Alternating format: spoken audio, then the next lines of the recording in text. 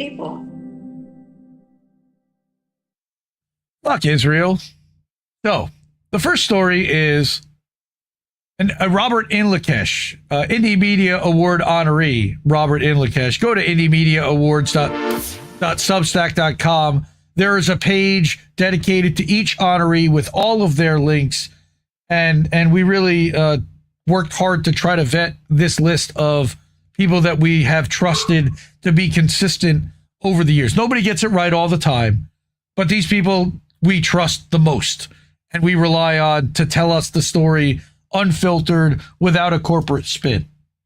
So this is Robert Inlakesh, and he's doing this for Palestine Chronicle. He's written for a couple other publications too, but he talks about 22 months of complicity, why the media suddenly changed its mind on Gaza. Pretty interesting. All right, that he says that the mask has fallen off of Western leadership and their corporate media machinery. They aren't allowed to suddenly pretend as if they weren't complicit in this genocide. After 22 months of complicity and silence, Western news outlets appear to have had an epiphany about the live stream genocide in the Gaza Strip. Yet, given that this change has coincided with a similar rhetoric shift from Western leadership, it's not been received the way that they had hoped and should be.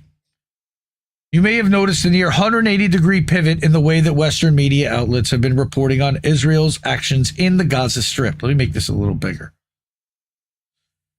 Yet, given that this change has coincided with a similar rhetoric shift from, okay, I get that one. It's just months ago, the BBC, Sky News, CNN, the Associated Press, and even popular commentators like Piers Morgan, who's owned by Rupert Murdoch anyway, its Talk TV network or channel, were all framing the genocide as Israel's defensive war against Hamas.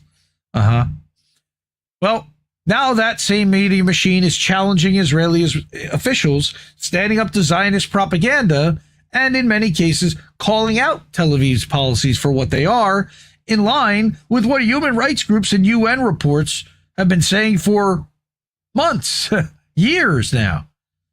On Thursday, it's really weird, coordinated, BBC, Associated Press, AFP, and Reuters even released a joint statement expressing their concern for their journalist colleagues in the Gaza Strip. Reef, how many stories have we done about Gaza journalists being murdered on this show and on INN News? Too many.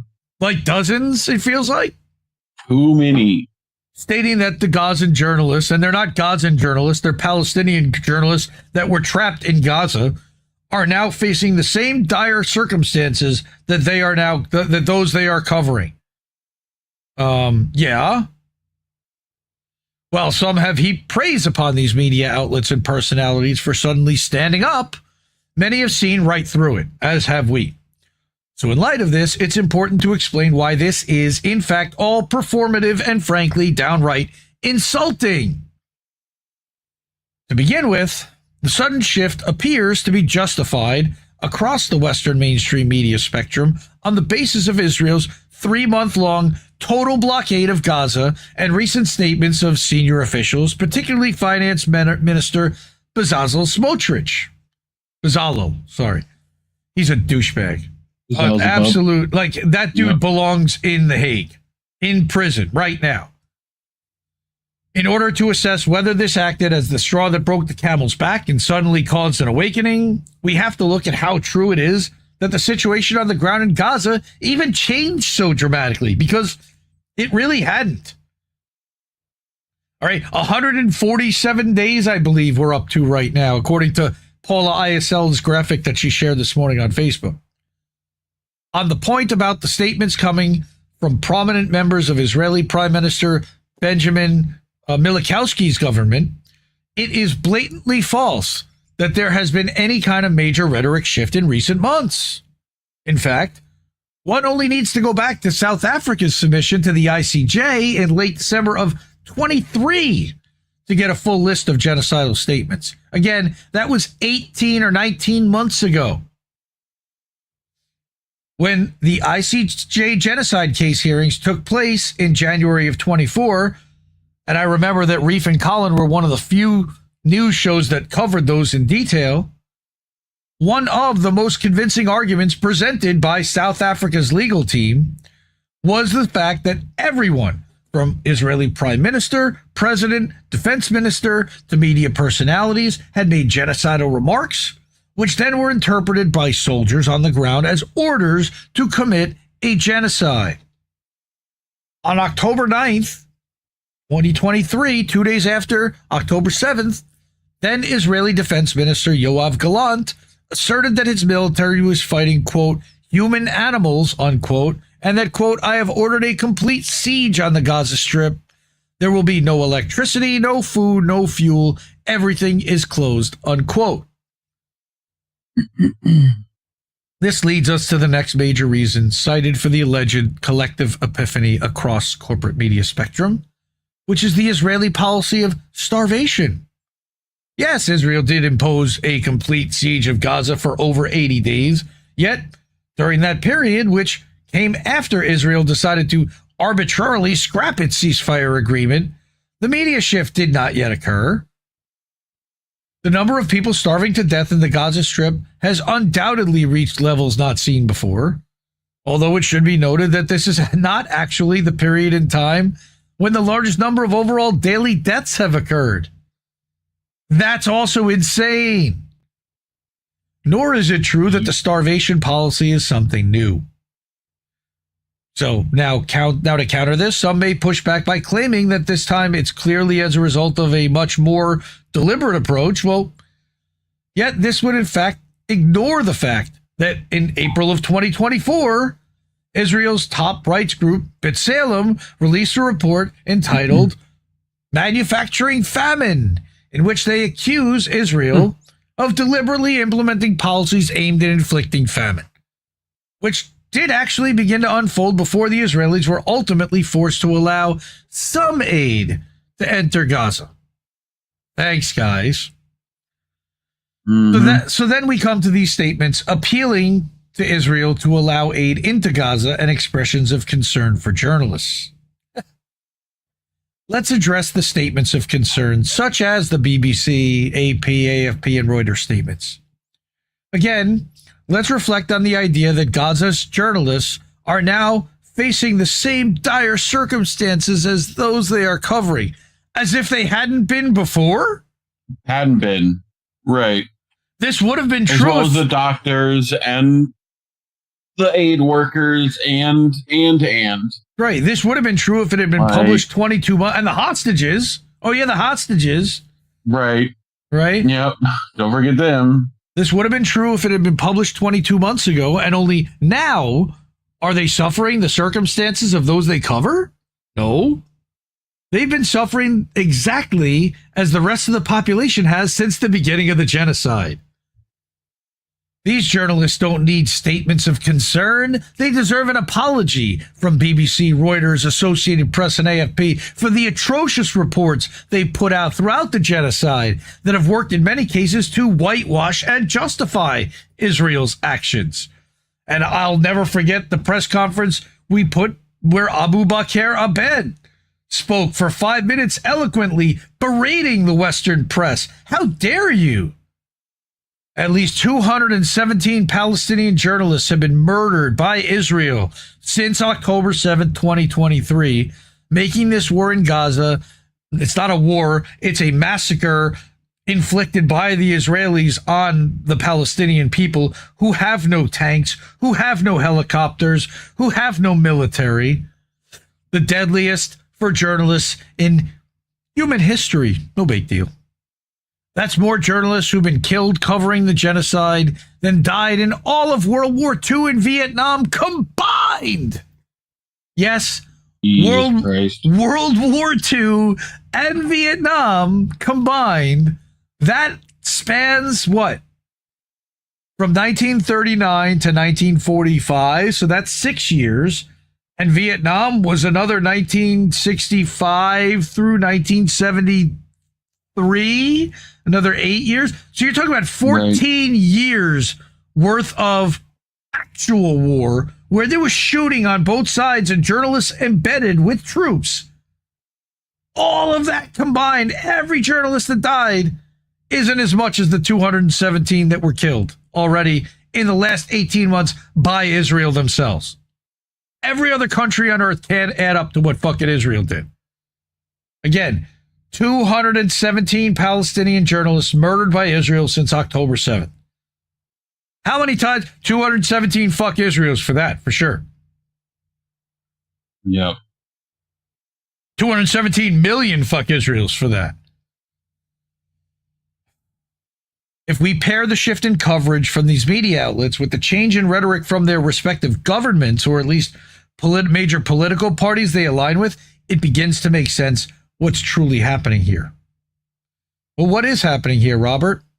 Hillary Clinton was one of the proponents of the systematic Hamas rape campaign hoax, which worked to justify the continued slaughter of civilians in the name of going after Hamas, despite there being no evidence to support this claim. And now she calls for humanitarian aid to enter Gaza.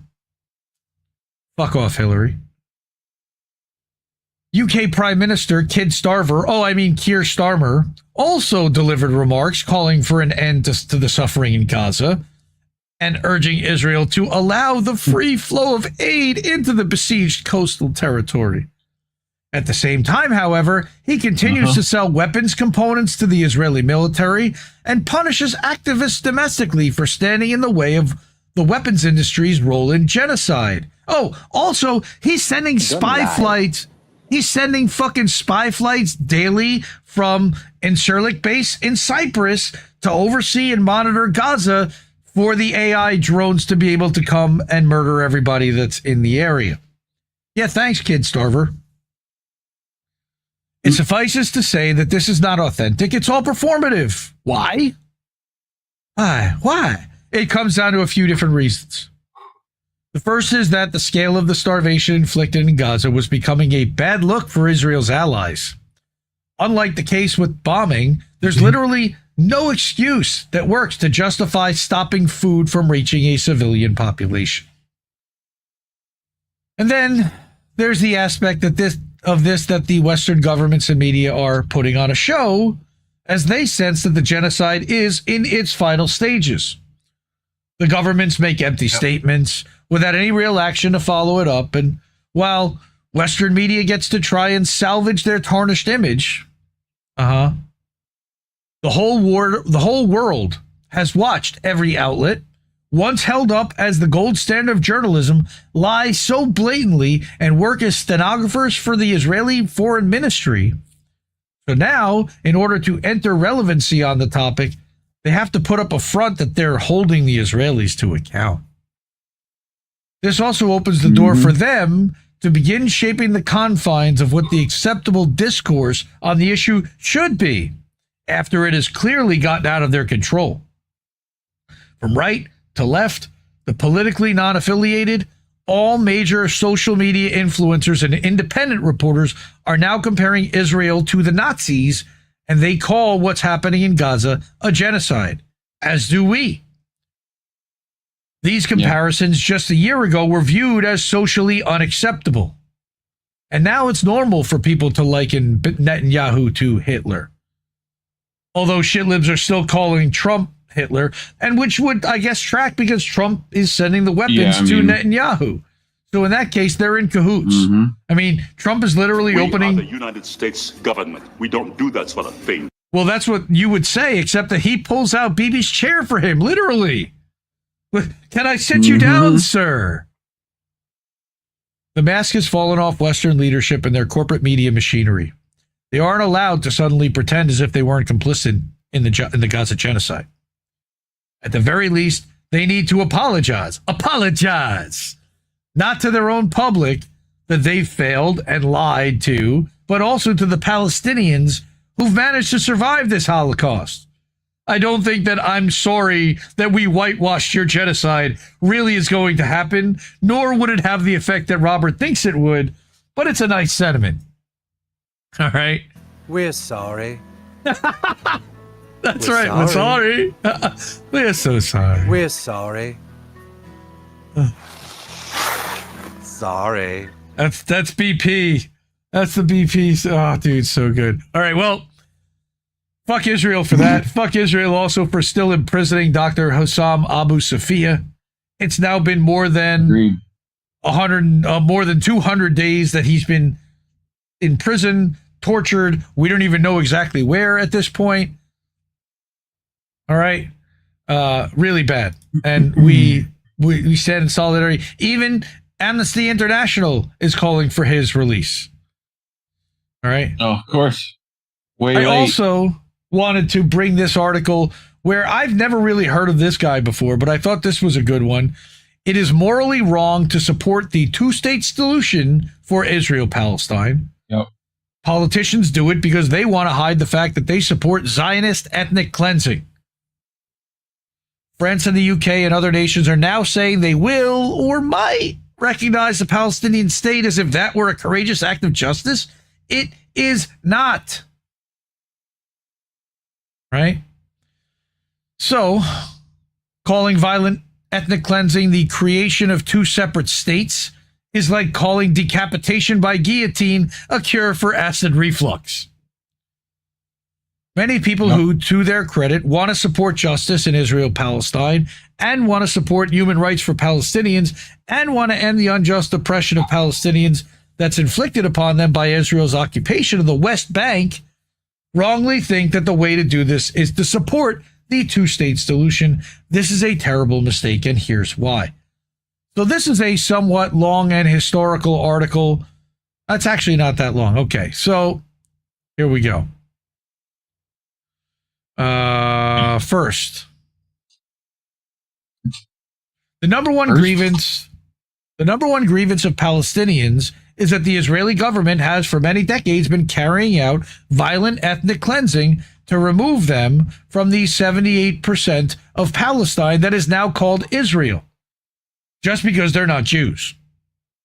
The number one demand of Palestinians, a totally righteous demand, is to end the ethnic cleansing by allowing the Palestinian refugees to exercise their right of return to freely live anywhere in Palestine, including the part called Israel, where they once lived until they violently were driven out by Zionist leaders in 1947-8 and again in 1967, and are driven out even today by unjust oppression, such as the demolition of their homes, which Israel has been doing, both by bomb and by bulldozer.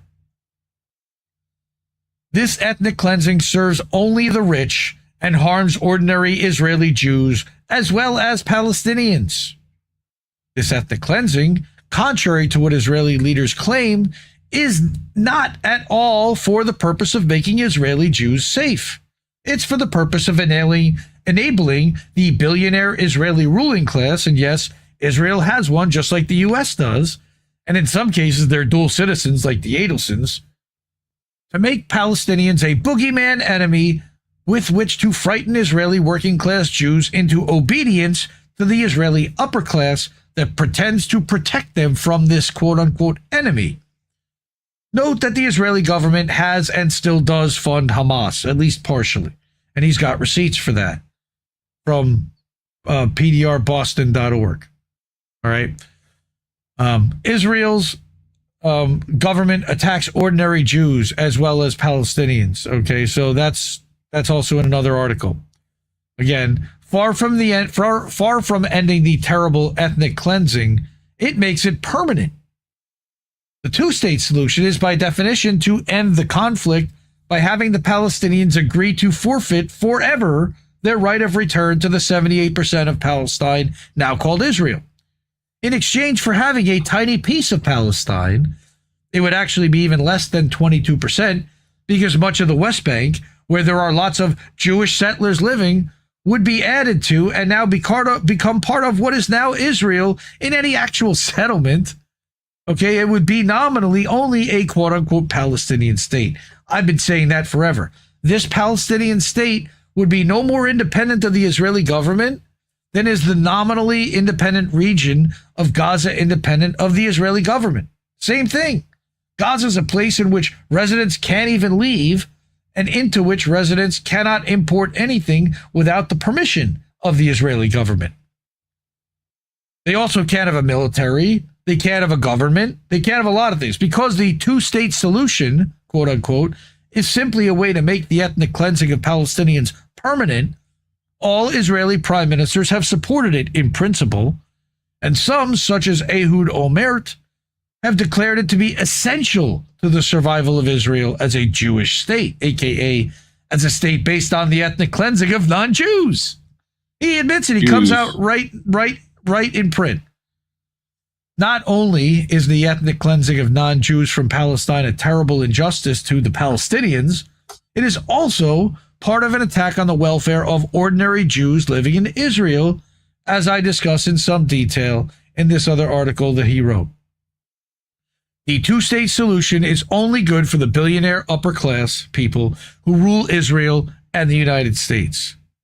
Bill Ackman's another one. The existence of Israel as a Jewish state, it is actually no more a state than the benefit of ordinary Jews than the United States is a state for the benefit of ordinary Americans. All right? The existence of a Jewish state is part of a ruling class strategy to control and dominate Americans as well as Jews living in Israel, as discussed in this leaflet I co-authored and in this article I wrote here. When a politician cites his or her support for the two-state solution as a way of claiming to be for justice in Israel, Palestine, it's a lie. The two-state solution is an oppressive and unjust attack on both Palestinians and ordinary Jews living in Israel. Politicians know this. We should know it too. All right. And then, yeah, here it goes. This was from Ehud Olmert from 2007. And I thought that was interesting. And again, what? Go back in. Go ahead. Just read that. Yes, so quote. The day comes when the two-state solution collapses and we face a South African-style struggle for equal voting rights. Then, as soon as that happens, the state of Israel is finished. Prime Minister Ehud Olmert told Haaretz Wednesday, the day the Annapolis conference ended, an agreement to try to reach a Middle East peace settlement by the end of 2008. The Jewish organizations, which were our power bases in America, will be the first to come out against us, Olmert said, because they will say they cannot support a state that does not support democracy and equal voting rights for all its residents. Okay. Sure. Yes, and he's not wrong about any of that. So why did it take 20 fucking years?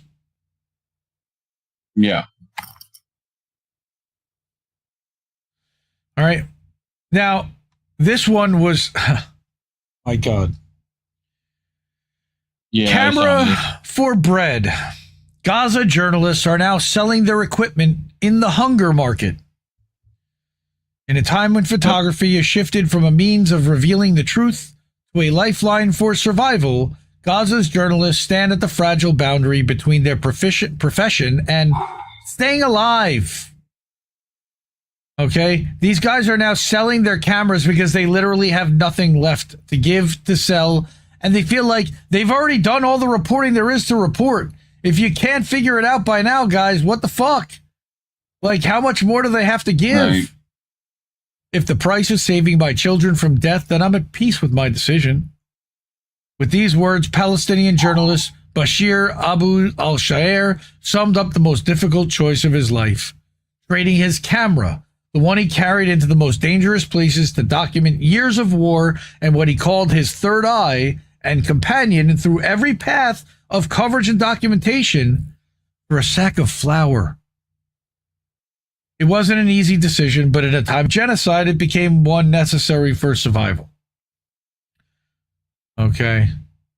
He said it came as a result of a tragic reality I've never experienced before. 42-year-old father of 7. He affirmed that Israeli-imposed starvation has stripped everyone of their dignity and choices. There used to be a saying that no one dies of hunger, but that proverb collapsed at Gaza's borders. Everything that once pulsed with life has died of hunger here. Those who remain alive are battling death just to survive. All right, the markets are nearly empty of food supplies. 140 days, I would guess so. All the stocks are gone. The famine is growing more brutal by the day, claiming the lives of those already worn down by pain and hunger. It spares no one. Siege, starvation, displacement, and killing all are tools the occupation uses against us. His children hadn't even eaten bread in days. They cry out from hunger, and I'm powerless to help. We're watching our children die before our eyes while the world does nothing. Despite these harsh conditions, journalists in Gaza continue to document what's happening around them. Every day we step out on shaky legs from hunger to capture the suffering of others, even though we're living the same pain. For more than a year and 8 months, he has not stopped covering massacres, displacement, and tragedies, despite being injured twice and his home getting bombed. Of course he did, because the Israelis targeted his home, I'm sure. I'm just wondering how many family members he's had killed. Yeah. He said, I'm a Palestinian journalist who survived death multiple times, suffered injuries, had my home bombed, but I'm not alone. My fellow journalists are also starving. Nearly 2 million people in Gaza are dying of hunger. Save us before it's too late.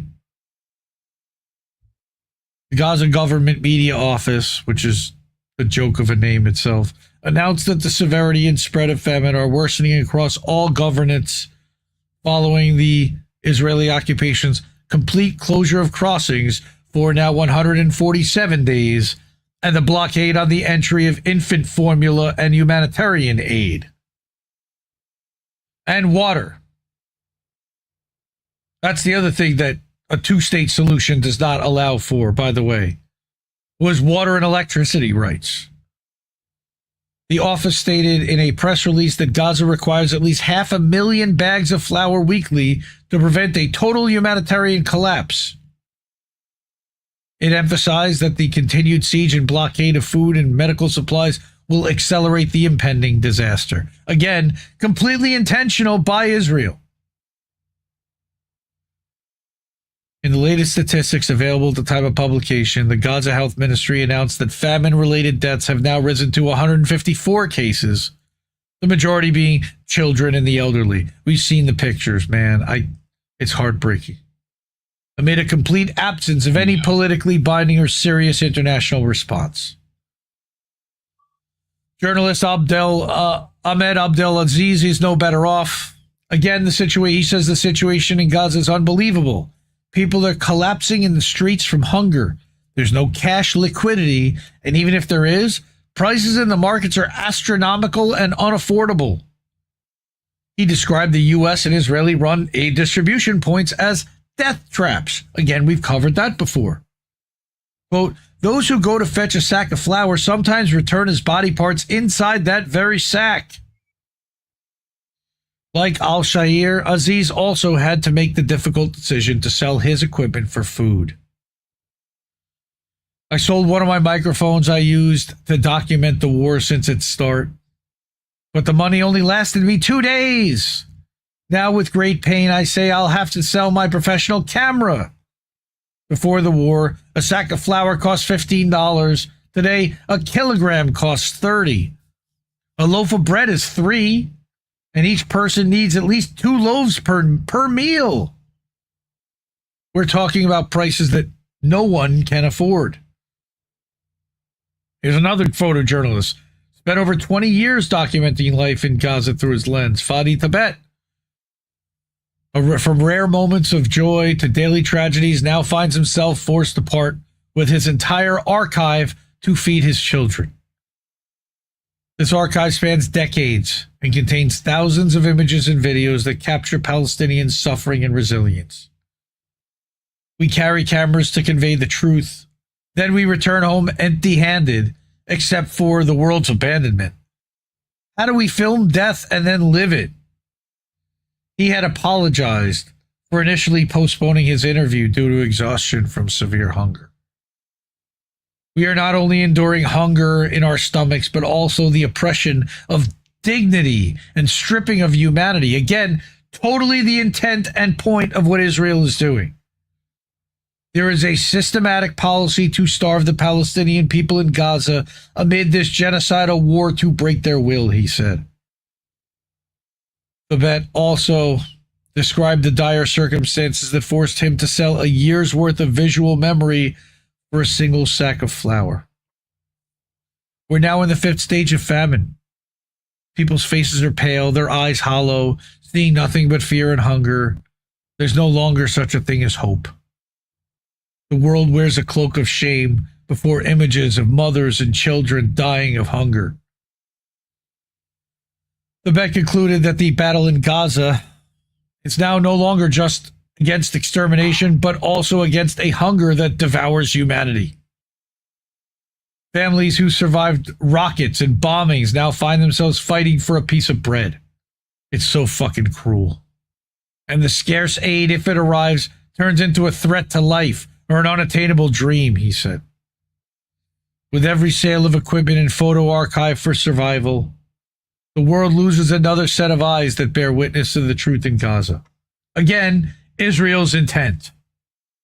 Amid these testimonies of starvation, the cries of Gaza's journalists coalesce into a single message: save us before the voice is buried along with the image. Again, that's from Prism magazine, Prism Reports, prismreports.org. But I got more. I'm not going to go through this one. This is a long one from Sam Husseini. 12 points on the Zionist-occupied territory and Epstein. Democrats suddenly pretending to call out Epstein and talk about a billionaire cabal. They won't mention Lex Wexner. The two deadly arms of empire manipulate their bases to ensure genocide. So go read that one. I'm going to put that in the description. All right. And then the ones I did want to show was this one. Oh, my God. So we got Trina Parsi put this one about Anthony Aguilar. And I don't know if you've seen this, but this is a Green Beret who testified and went on British TV or Israeli TV and literally was saying that he saw a 5-year-old Palestinian boy kiss his hands to thank him for the food he gave him. Seconds later, Israeli soldiers shot and killed the starving child. ISIS prisoners were treated with more dignity than these kids, he said. All right. And there's a 1:11 video. I guess we'll show that. And he put down the little food he has. You notice he doesn't have a box. He doesn't have a box of food. He has half of a bag of rice that he found on the ground, a broken bag, half a bag of lentils that he found on the ground, and he was thanking us. Thank you. This little boy from where he came from walked 12 kilometers to get there, just to get there. 12 kilometers. Look at this boy. And when he got there, he thanked us for the remnants and the small crumbs that he got. And he sets them down on the ground because I was kneeling at this point, and he sets his food down and he places his hands on my face, on the side of my face, on my cheeks, these frail, skeleton, emaciated hands, dirty. And he puts them on my face and he kissed me. He kissed me and he said, thank you, in English. Thank you. And he collected his items and he walked back to the group. And then he was shot at with pepper spray and tear gas and stun grenades and bullets shot at his feet and in the air. And he runs away scared. And the IDF were shooting at the crowd. So they're shooting to control the population that's along the Marag corridor. And as they're doing that, they're shooting into this crowd. And Palestinian civilians, human beings, are dropping to the ground, getting shot. And Amir was one of them. Amir walked 12 kilometers to get food, got nothing but scraps, thanked us for it, and died. Yeah. So Trina Parsi again put that video up as well as the pictures. I served in the Army for 25 years. I've been shot 3 times in combat. I'm pretty tough. Another 2 this minutes. gets me every time because to what you're saying, the dehumanization. And what I want to say to the American people and to the people of Israel, I've been there. I have touched them. I have talked to them. The civilians in Gaza that are getting the food, they are starving. They are not animals. They are human beings. And they're being treated like animals. We treat these civilians in Gaza worse, with less dignity than we treated the ISIS fighters that surrendered in Baghouz Faghani in Syria in 2018. This young boy, this is on May 28th on secure distribution site number 2. The The aid had been distributed. A lot of people had left. You see behind, there's a crowd of people still with their boxes, kind of getting ready to leave. And this little boy, his name is Amir, and he was standing, he was with the crowd, but he walks over, and you see that first picture on the top right. He kind of walks over to me, and he puts out his hand. And at first I thought like that he wanted more food or something, and I felt bad because I didn't have anything. But I was like, oh, I have nothing. And he puts out his hand, and so I beckoned him to come to me. I said, come here. And he reaches out and he holds my hand and he kisses my hand. He kisses my hand and he says, Shukran. You can see in this picture that this little boy is not wearing shoes. His clothes are falling off of him because he's so skinny. He walked 12 kilometers. I put my hand on his left shoulder and I looked at him and he's looking at me. We're looking at each other in the eyes. And I say to him, people care. You're a human being and people care about you. The world they fucking cares. Killed him. That's not Hamas. That's not a Hamas fighter. And I looked at him and I said, the world cares. And then Israel fucking killed him. Like minutes later. Sarah continues, Amir walked 12 kilometers barefoot to get food. He kissed the hand of an American soldier, thanking him for a bag of rice and lentils. Then Israel killed Amir right in front of the soldier, a child, grateful for lentils, executed in broad daylight. Amir was 5 years old. And the person who murdered him, nothing will happen to. Nope. Fuck Israel. The soldier's name that testified there is Anthony Aguilar. He's come out as a whistleblower. He's not the only one. There's now another one, an IDF soldier now coming out whistleblowing, saying that they were called off their posts on October 7th for the 3 hours that the raid, the attack happened. How about that? But finally, I wanted to bring this. This is the last drone footage that we've seen that Israel does not want getting out. All right, an aerial view of what Gaza City area looked like this week, taken from a Jordanian military aircraft by our colleague at Heidi Photos. Those are hollowed out buildings. There is nothing left. Somebody also noted that there is not one bit of green anywhere in this photograph. Yep. Destroyed. All of it. All right. Not only that, but note that this image had to be smuggled out of that military aircraft against Israeli orders, like the Maladi de Famine photos smuggled out of Warsaw in 1942 that documented what was going on at Auschwitz. And then I brought this. Israel does not want the world to see the aerial footage of Gaza, but Al-Arabi TV journalist Dalal Mawad got it. The world must see this destruction and the tent cities. Here we go. 28 seconds. I got sound. Boom.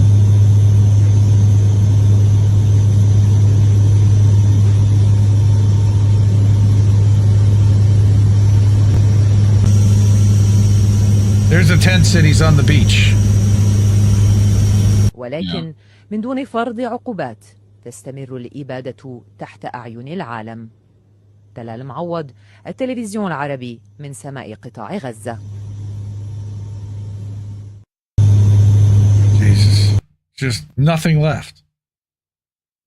There's nothing left. Except the people that have survived. Managed to survive 18, 19, 20 months of, 22 months now of destruction and famine and the healthcare system being completely destroyed. And no water for 3.5 months, etc., since March 2nd. Disgraceful. Fuck Israel. And fuck the United States government for funding, arming this. Fuck everybody. They all, including the corporate press, they all need to be brought on charges. I want a Nuremberg too for all of this. We need to have some kind of reckoning for this. Yes, Greg, almost like an inside job. Fog of war, right. Fog of war. That's what they'd say. Something 15 years ago was a sci-fi horror, except that they did this 15 years ago, too. And they got allowed to do it again. Mm-hmm. People ask, how did it happen? Because our people are as stupid as the Germans were in World War II. We got people right now that are cheering this shit on. Look at fucking Twitter. All the Trumpers that they now turned into genocide defenders because he's arming and funding it.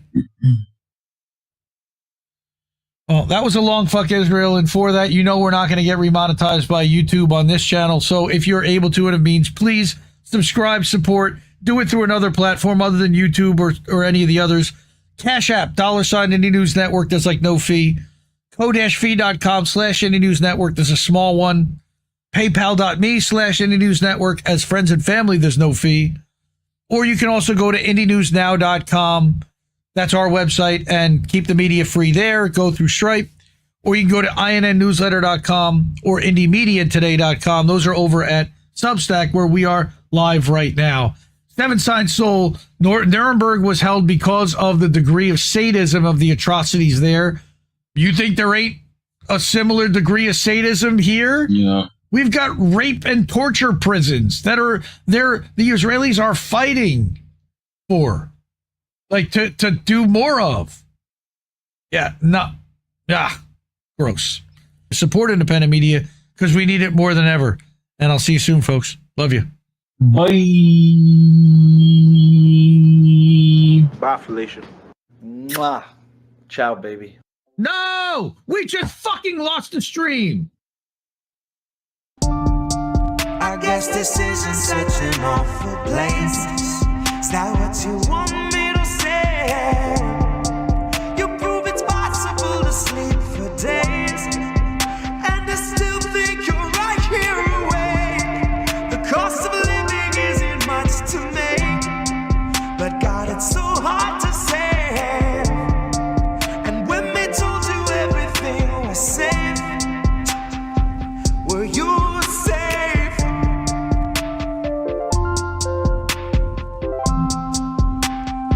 Were you safe?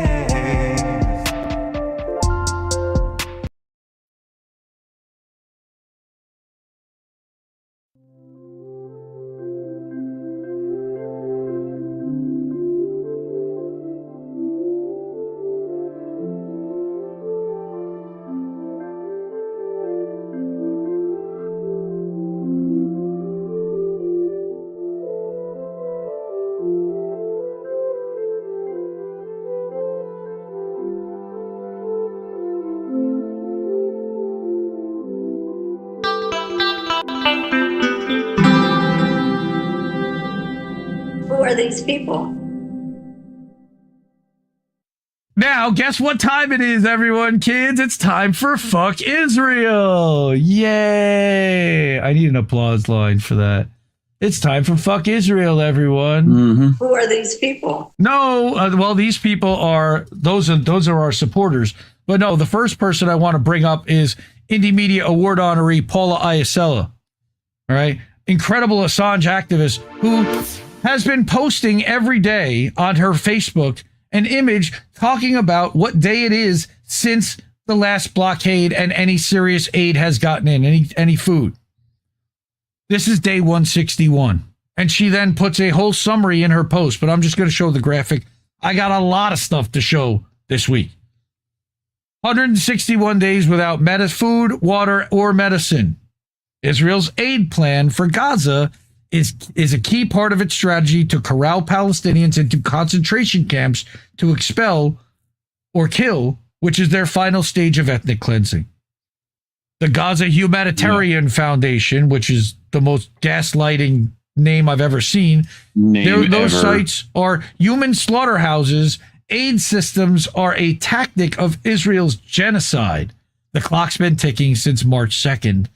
And you see across the graphic in yellow, it says, aid drops crush Gaza children. And we're going to show a little bit of that. Not that, but the result of that. But before we do that, the first thing I wanted to bring was a video from Mossab Abu Toha. All right. This is an Egyptian video. This is most of you have not seen yet. It was filmed aboard an Egyptian aid plane and aired on Egyptian TV. All right. Just 3 hours ago, it captured even more shocking scenes of devastation. Again, this was 4 days ago. The Egyptian journalist describes Gaza as the city of rubble. صورة حزينة في غزة. صورة حزينة لهذا الواقع. There's no sound. هذه هي غزة التي كانت.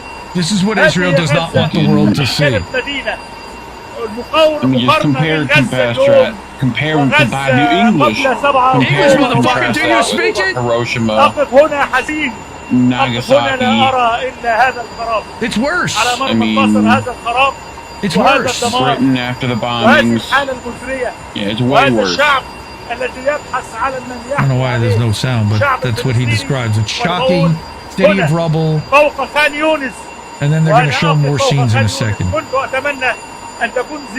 This is insane. It's what we knew has been happening and what they are trying to gaslight into saying, well, Hamas has been blowing up every building in Gaza. What do you mean? That's Netanyahu literally came out and said that.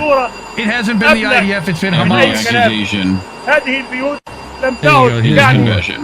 Here's even more overhead helicopter footage. There's people walking along a corridor. And then just piles of rubble that used to be buildings and homes and apartments and shops and life. Businesses and, hospitals and schools and banks. From Furkan Gozukara, all right, this is a time-lapse, the first time-lapse video of ethnic cleansing in history. Right? And this is 19 seconds. 2023, you see all the green. 2024, it starts disappearing. 2025.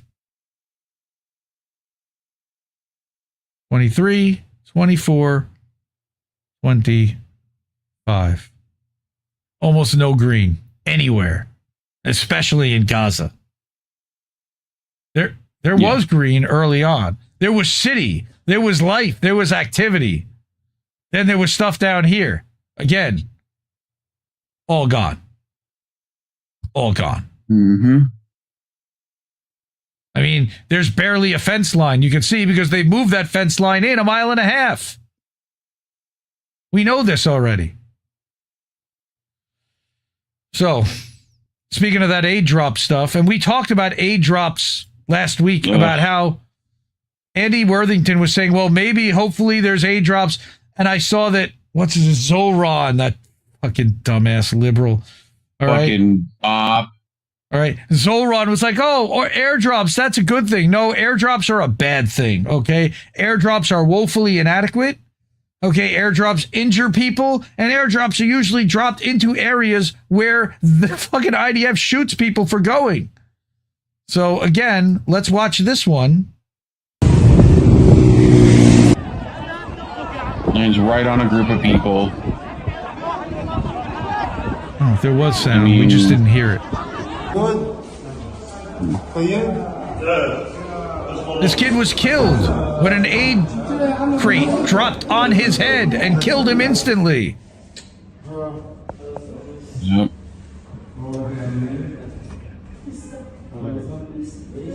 And the sad thing Another is the one Zionists... in the practically thousands of lists of martyrs at this point. The Zionists would call this Pallywood, and they would say that he's staged and a crisis actor. Assholes. Like, what? We saw the fucking thing drop. Look at the size of those pallets. They fall on somebody, they're going to kill them. Yeah. Right? Ugh, just fucking heartbreaking. Keep in mind, there's fucking hundreds of aid trucks. Speaking of right which, outside. Hey, I know that guy. Mm-hmm. Reef tweeted, we covered this piece from Yusuf Al-Nono. Yusuf Al-Nono. Right, at the Electronic Intifada over on IndieNewsNow last month about how airdropped aid brought death. Right, that was last month. Or last year, was it last July? Yeah, and no, it was this July. That was the video. You scroll back up. So in that, right? So he talks about this, surreal to see this large plane flying so low. People started waving their hands so the pilot could see them and drop aid, right? He talks about this John a Hot word, right? Which means like wing and, means a lot of stuff, right? Tilting in the sky when they released packages of aid. But there was something wrong. Why was the aid package spinning at such a high speed? I saw that it did not have a parachute, or that the parachute had not opened, and that it would fall to the ground. I looked around and was shocked. Everyone had fled and was hiding to protect themselves.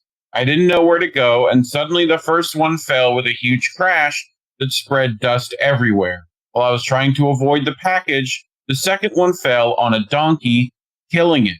Its owner had been forced to leave it while he ran for his life. All of this happened in the blink of an eye. I was shocked by the sight of blood everywhere. I stepped forward to where the first box had dropped and pulled a box of dates from it. So this has been happening. Yep. Children know to avoid these boxes. Like, on top of the fact that they've been dropping fucking drugs in the aid, and we covered that a couple weeks ago. Oh, not to mention the aid generally full of mold and fucking outdated supplies. Right. Here's another one. All right. Now, remember, the Israelis are denying that they have been blocking the aid into Gaza, which is unbelievable. But literally, they have citizens with children standing and blocking trucks. This was August 4th at 3 o'clock in the morning. All right. Israelis bringing their children to obstruct aid trucks while entering through Allenby Bridge in Jericho to head to Gaza, where 2 million people are being systematically starved and bombed. Children. I mean, every one of those parents should be in jail. But Indy, they teach their kids to hate us. Right. Right. Here's the quality of people that we're dealing with. Israeli doctors urging the bombing of Gaza hospitals. Urging. Fuck Israel. So, this one will really upset the shit out of me. Again and again. Normal Island News writes parody, and she's having a hard time writing parody these days. It's so fucking difficult. She says, Palestinian footballer dies of quote-unquote natural causes after bullet strikes him in aid queue. Fucking, yeah. Suleiman Al-Obeid, a renowned footballer nicknamed the Palestinian Pele, has sadly died of natural causes after a bullet struck him while he was queuing for aid near Rafah. He was 41 years old, which is an old man in Gaza, by the way. Most of the football world has fallen silent, but UEFA posted this heartfelt tribute that was carefully worded to avoid telling too much of the truth. Farewell to Suleiman Al-Obeid, the Palestinian Pele, a talent who gave hope to countless children, even in the darkest of times. Al-Obeid was queuing... Who killed him? Well, you know what? Oh, I had that. I don't know where it was. I had that tweet asking, who killed him? But, here it is. Yeah. Can you tell us how he died? Where he died, where and why? Yeah, how exactly. And where and why? Like, yeah. Right. There's the tweet from UEFA, which is, European football, right? All the experts. So wait, I skipped a. Al-Obeid was queuing for aid at a distribution site, which was run by the kind people at the Gaza Humanitarian Foundation. You can imagine how upset they are by the latest outbreak of bullets on their watch. I'm told the soldiers, who definitely didn't pull the trigger, have been offered counseling. I hope they're okay. All the experts who are scared of Israel have explained that bullet ripped through Al-Obeid's emaciated body may have been caused by a genetic condition or poor lifestyle choices. No one can think an alternative source for this bullet. It's proving quite the mystery, given there's been a large outbreak of bullets in aid queues recently. Perhaps the bullets are contagious? Who knows? Even more mysteriously, a total of 662 Palestinian athletes and coaches have died in Gaza since October 7th of 2023, all of natural causes. It's a pandemic. Such as bombs and bullets. These deaths just happened to coincide with Israel destroying 288 sports facilities, including stadiums, training grounds, gyms, and clubhouses. Thankfully, FIFA has confirmed Israel won't be kicked out of any football tournaments because of this sort of thing. It's only bad when Russia does it. Yep. Only Laura at Normal Island News could somehow make that even close to funny or show how ridiculous it is. I also want to mention that our friend Gordon Dimmack wrote a beautiful tribute to Suleiman. So go read it at gordondimmack.com today. He went into the player and the man and the reason why he was revered. And he said that if this guy were from Argentina or Spain, he'd have been revered worldwide. And his death, his murder, would have been made newspapers in every fucking sports section around the world. Everywhere. Imagine they bombed Messi. Imagine they shot Messi while he was waiting in line. Imagine they shot Ronaldo while he was waiting in line for fucking food while they were starving him. Fuck Israel. And here's another reason why I say fuck Israel. This happened today.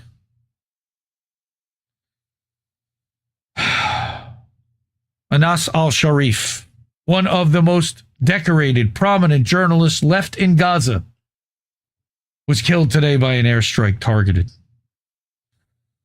He posted 45 minutes ago. He posted 45 minutes ago and now he's dead. Kinetic strike. Most likely keyed off his cell phone signal, which the IDF tracks, we know. The journalists in the West who toe the line with the New York Times editorial board. Any word for your colleague? Fuck Israel for that.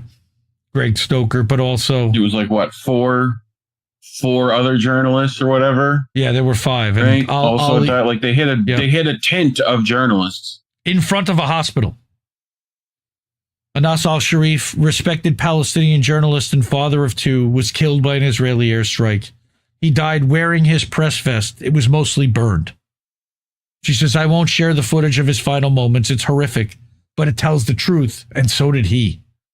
Anas, like so many journalists in Gaza, was killed for documenting a genocide the world wasn't supposed to see. Palestinian journalists have turned bloodshed into testimony, broadcasting truth from Gaza to our phones. They are true heroes. Oh, man. And then, just to show how monstrous and barbaric Israelis and the IDF can be, the Israeli occupation authorities forced Palestinian Hamza Ibrahim Amireh to destroy his own house in the town of Sur Baher in occupied Jerusalem. West Bank. Yeah. Now this is not Gaza. There's no Hamas here.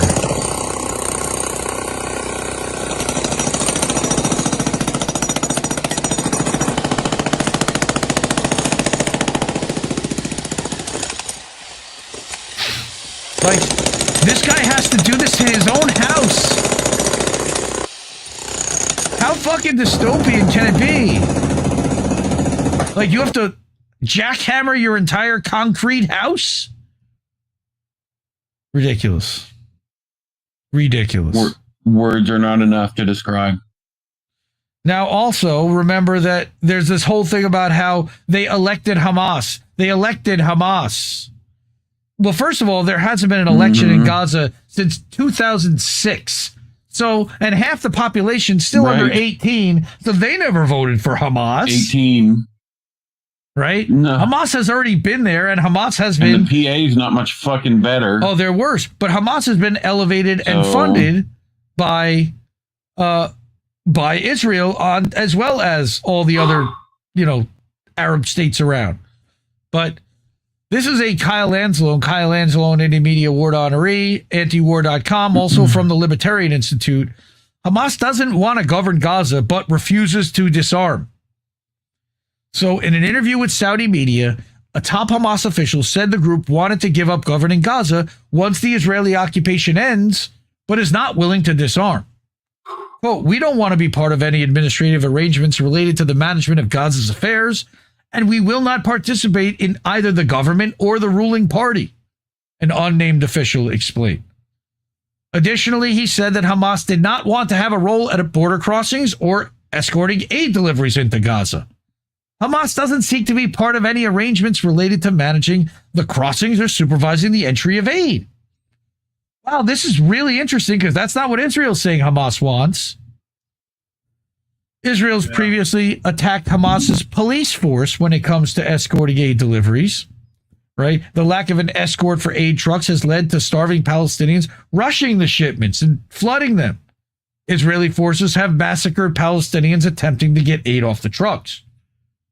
The Hamas official ruled out disarmament. The problem has never been weapons. Then there's no talk of a disarmament now. The Palestinian people, along with Hamas, are subjected to unprecedented pressures as a result of the Israeli aggression. And we are responding positively to all initiatives and pressures aimed at halting the aggression. Israeli sources have ruled out reaching an agreement with Hamas, what a surprise, to end military operations in Gaza and release the remaining hostages by Palestinian groups. You mean the 10 that are still left alive? Prime Minister Benjamin war criminal Netanyahu is planning to order the occupation of all of the Strip and free the hostages by decisive military action. You mean the Hannibal Directive. The Hamas official said Netanyahu's escalation will endanger the remaining living hostages, like I just said. Any attempt to invade the Strip will expose the lives of Israeli prisoners held by Hamas to unprecedented danger. But again, Bibi's never cared about the hostages, and we know that for sure. Correct. So that was a relatively long fuck Israel segment with a lot of substance. Again, we're certainly not going to be refunded by, remonetized by YouTube for that. So if you're able to, out of means, please support the media you want to see in channels like this that talk about stuff like this. All right. So support the media you want to see so that we can continue doing this. So Cash App, $Indie News Network, ko-fi.com/Indie News Network, paypal.me/Indie News Network, over at IndieNewsNow.com, which is our website, or over at Substack at INNnewsletter.com or at IndieMediaToday.com. I saw somebody in chat say something about how that they want to silence us and that fuck Israel segments are great, but I'm not going to stop doing them because we go live to 9 platforms specifically so that they cannot shut us down. Even if there's 5 of you that show up at our website, I'm going to keep doing this. I'm going to keep talking about this, and I'm going to keep publishing it out to Substack and everywhere else that won't block me from doing so. Support independent media because we need it more than ever. We are out of here. Mwah. Ciao, baby. No! We just fucking lost the stream! I guess this isn't such an awful place. Is that what you want me to say? You prove it's possible to sleep for days, and I still think you're right here awake. The cost of living isn't much to make, but God, it's so hard to say. And when they told you everything was safe, were you safe?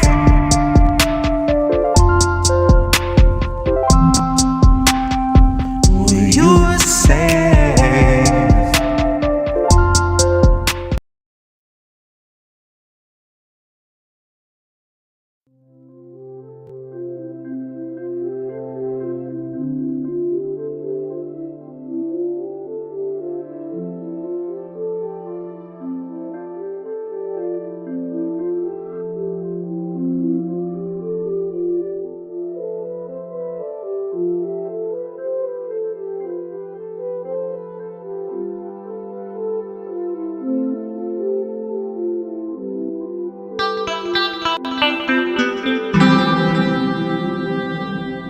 Who are these people? It's time. Everybody knows it's your favorite segment every week. It's... What? What was that? Sorry. Okay, is that for boats music? later? That's what that was. Is that for boats later? Oh, that's just okay. It's everybody's favorite time. It's Fuck Just Israel time. Elevator music. Every day is Did Fuck really Israel well, Day when honestly. when they're committing genocide. So I'm just gonna Segment start intro. nice with a Sky News, and because you know how much we love corporate media around here. Officials say that more than 100 people have been killed in Gaza in 24 hours, making it the deadliest day in a week. A week? 100 people in 24 hours is the deadliest day in a week. Fuck Israel. Yes, and Tiberius, of course, has to point out, still less deadly than 10 minutes in Philippi. I don't even know what that means. Yeah, okay, and then you've got all the garbage clowns in the replies. So, and not to be scroll Twitter, not to be outdone. Gross. All right, Dave DeCamp at antiwar.com. Israeli forces killed 50 Palestinians in Gaza over 24 hours, and another 4 Palestinians starved to death due to the U.S.-backed Israeli blockade. Isn't that nice? So. This was August 14th. That was 3 days ago, so that was on Thursday. Gaza's health ministry said on Thursday that Israeli forces killed 50 Palestinians over the previous 24-hour period. As relentless U.S.-backed Israeli attacks continue across the Strip amid Israel's preparation to escalate its genocidal war, because they haven't murdered enough yet. The health ministry said that the bodies of another 4 Palestinians killed by previous attacks were recovered. Quote, a number of victims still under the rubble and on the streets, where ambulance and civil defense crews are unable to reach them at this time because they've destroyed all the roads. I didn't even know there were any ambulances left at this point. On top of the violent deaths, Palestinians continue to starve to death due to the Israeli blockade and restrictions on aid. The health ministry said that it recorded 4 malnutrition deaths over 24 hours, which brings the total number of victims of famine and malnutrition alone to 239, including 106 children. There's a photo of one killed in an airstrike. Among those violently killed by the IDF were desperate Palestinians seeking food aid. We're going to cover more of that. The health ministry said that 22 aid seekers were killed and another 269 were injured. Of course, they don't have the medical capabilities to really take care of those 269 by design. Since the U.S.-backed Gaza Humanitarian Foundation, you mean American mercenaries, began operating at the end of May, the health ministry has recorded the deaths of 1,881 aid seekers and the injuries of 13,863. Starving people. Unbelievable. The Palestinian awful news agency, WAFA, reported that at least 5 Palestinians were killed by Israeli fire near an aid center north of the southern city of Rafah. The news agency also reported Israeli airstrikes and shelling in Khan Yunis and Gaza City. I think one of those shot by Israeli fire in the north was child.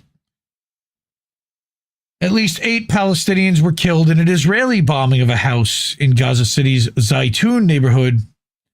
Israel has significantly ramped up its attacks on Gaza City as it's preparing to launch a new offensive to take it over, a plan that involves forcibly displacing 1.2 million civilians with artillery fire. The health ministry said that the latest violence has brought its death toll since October 7th, 2023 to 61,776 officially. Number of wounded to just over 154,000, almost 155. Studies have shown, of course, that the ministry's numbers are likely a significant undercount. And that's, I believe, the Nader article that says it's like 500,000. So, subscribe to antiwar.com. Dave DeCamp, great writer, one of the top Indie Media Award honoree, support independent media like that. Part of the Libertarian Institute, too. Now, I haven't brought one of this guy's articles in a while. Simplicius is Garden of something. Simplicius the Thinker. I think they used to call it his Garden of something. I think they got rid of that. But this was just laying it out.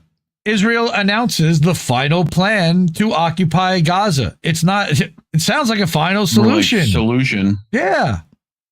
Netanyahu has announced plans for the final takeover of Gaza, which he's announced as billing as liberation from Hamas. The way that they declared, nothing justifies genocide.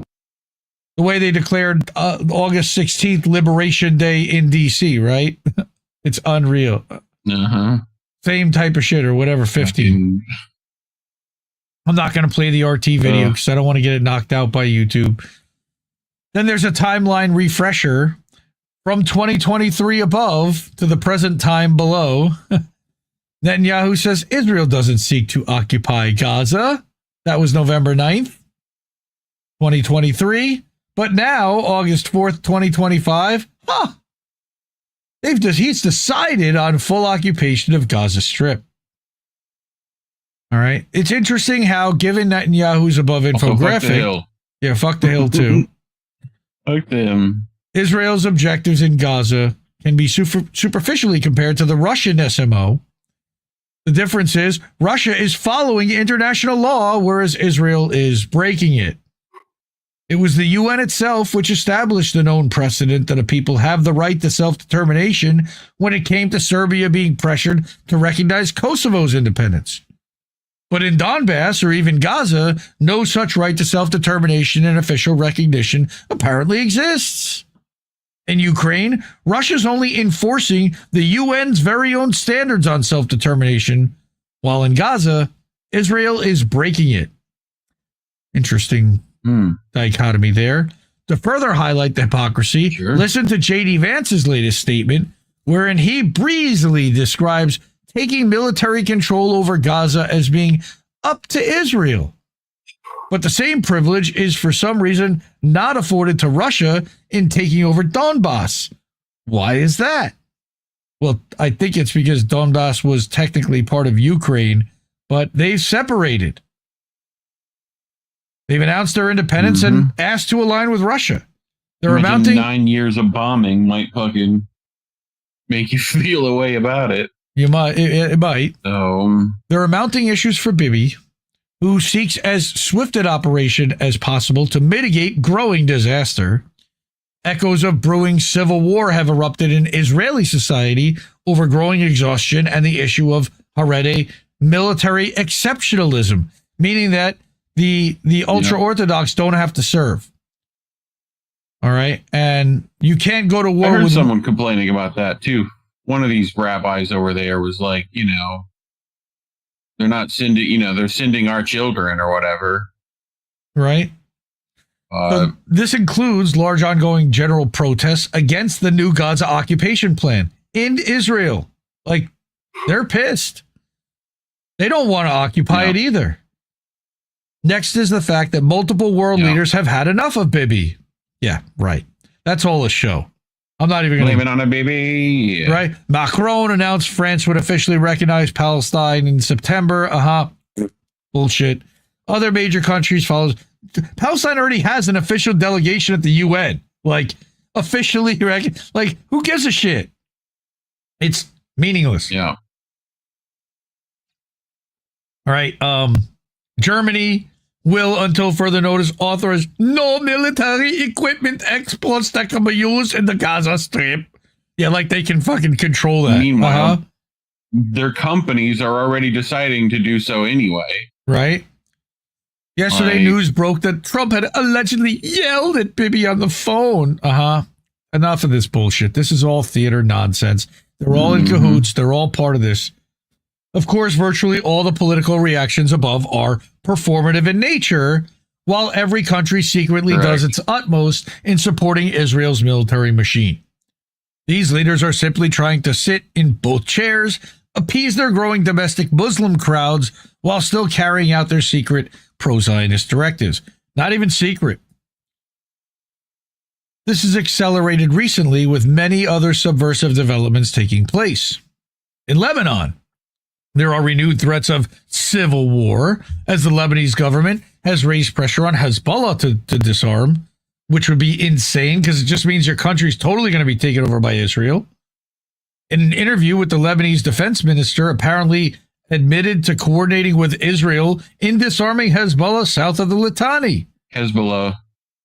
What Insane. a fucking stooge. Insane. Did Al Jazeera fabricate this interview? Occupation! Fight the occupation! That's a good one. Meanwhile, a cockamamie plan to relocate Lebanese Shiites to Iraq is even being floated as Israel clamps down on its plans to entirely dominate the surrounding region as total hegemon. That's nuts! So now they not only want to expel the Palestinians from Gaza, they want to expel the Lebanese Shiites to Iraq with all the other Shiites that are in Iraq. Greater Israel. Anyone? Anybody? This is in service of Greater Israel. Right? So then we've got Lebanon Shia are a majority estimated at close to 2 million. So you're going to drive 2 million people out of the country? How are you going to do that? I have an idea. It's the same way they did it to Gaza. Yep. They're going to destroy it block by block, bomb the fuck out of it. Unfortunately, that's in parallel to a recent uptick in coincidental events like Hezbollah ammo sites suddenly going up in flames. Huh. Yeah, you had at least 4 Lebanese troops killed, 7 injured by an ammo blast in the south of the country. Reports that they'd been taking down Hezbollah weapons depot. Footage from Lebanese media of ambulances racing the site. Right, but you don't get to see what happened.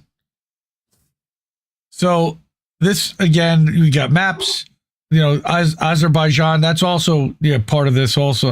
That's why I wanted to bring this. U.S. and Israel continue to push toward total hegemony over the Middle East with an unprecedented urgency. On one hand, the urgency is derived from known geopolitical factors, i.e., time not being on Israel's side, but on another, from the momentum of a series of perceived successes, which has caused the U.S.-Israeli hegemon to believe that they can put the finishing blow on all remaining resistance in the region, because they've taken out Assad, they've taken out most of Hezbollah's leadership, so now the only thing left standing is Iran. And Yemen, of course, the little thorn in the side. Yeah. This, of course, refers to the fall of Syria, like I said, a newly perceived upper hand of Azerbaijan over Armenia, which has allowed the U.S.-Israeli Hydra to begin maneuvering for a stranglehold. This brought a recently narrowed focus on the Zangezur corridor. Zangezur, yeah. Yeah, where Armenia just signed over a 99-year lease of rights to the United States. I believe Vanessa Beeley wrote an article about this specific agreement. So go follow her and subscribe at vanessabeeley.substack.com. Another Indie Media Award honoree. I didn't bring that tonight.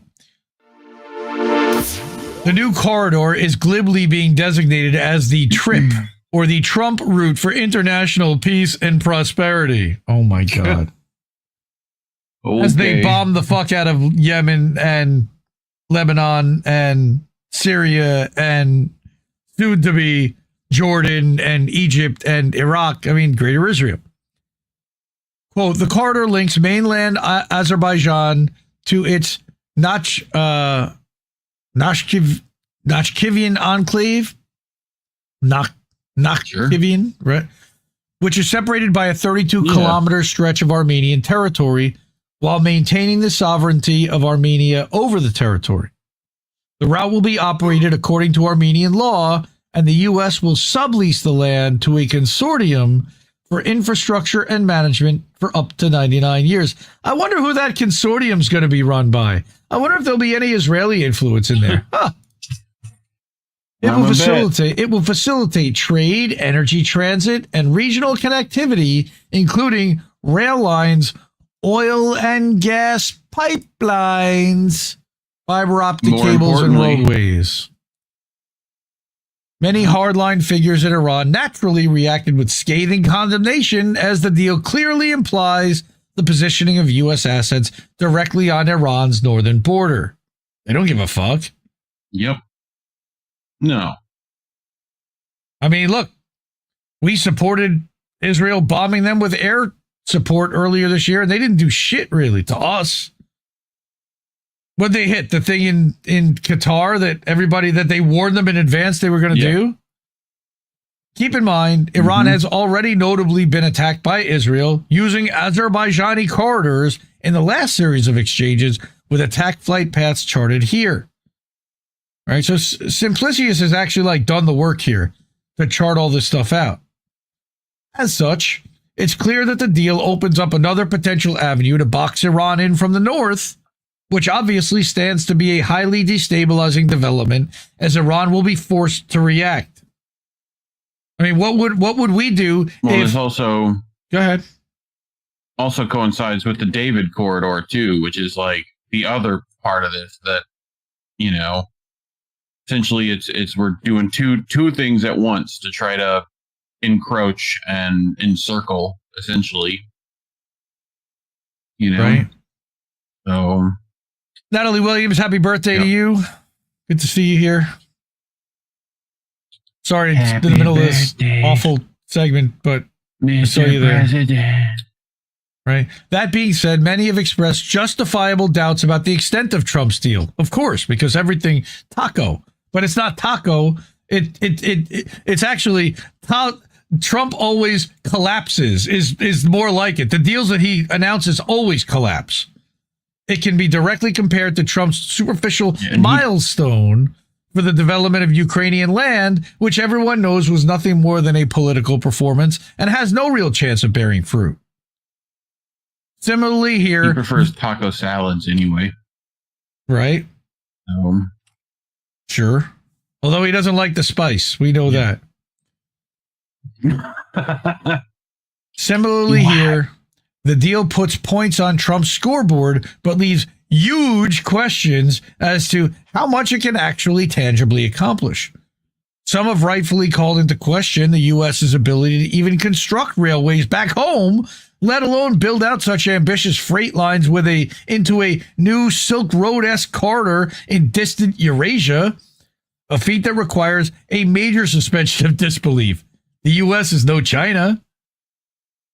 We can't even get high-speed rail in California. Either way, the economic angle of Trump's prosperity route deviously conceals the real geopolitical motives, which, as is always the case in Trump's administration, are tied to benefiting Israel first and foremost. The U.S.'s involvement on Iran's border can only be designed to put new pressures on Iran while facilitating the long-term Zionist plan to dismember or destroy Israel's arch nemesis once and for all. Right? So even Mark Ames says so. The only problem is any gain for Azerbaijan is a gain for Turkey, and a gain for Turkey is a loss for Israel. Thus works the immutable balance of powers of the region's zero-sum game. Also, the action has potential to create the unintended consequence of further strategically uniting Iran and Russia over the unwelcome breach in this shared critical region of theirs. Recall the infamous 2019 RAND report on destabilizing Russia, which lays out 6 possible U.S. moves in the current geopolitical competition. Provide lethal arms to Ukraine, which we did. Resume support to the Syrian rebels, which we did. Promoting regime change in Belarus, which we did. Exploiting Armenian and Azeri tensions, which we did. Intensifying attention to Central Asia and isolating Transnistria, a Russian-occupied enclave within Moldova. Watch this space. To come back around, Israel's new Gaza operation is meant as a final solution, as literally outlined by Israeli officials. And I'm not going to put that douchebag up.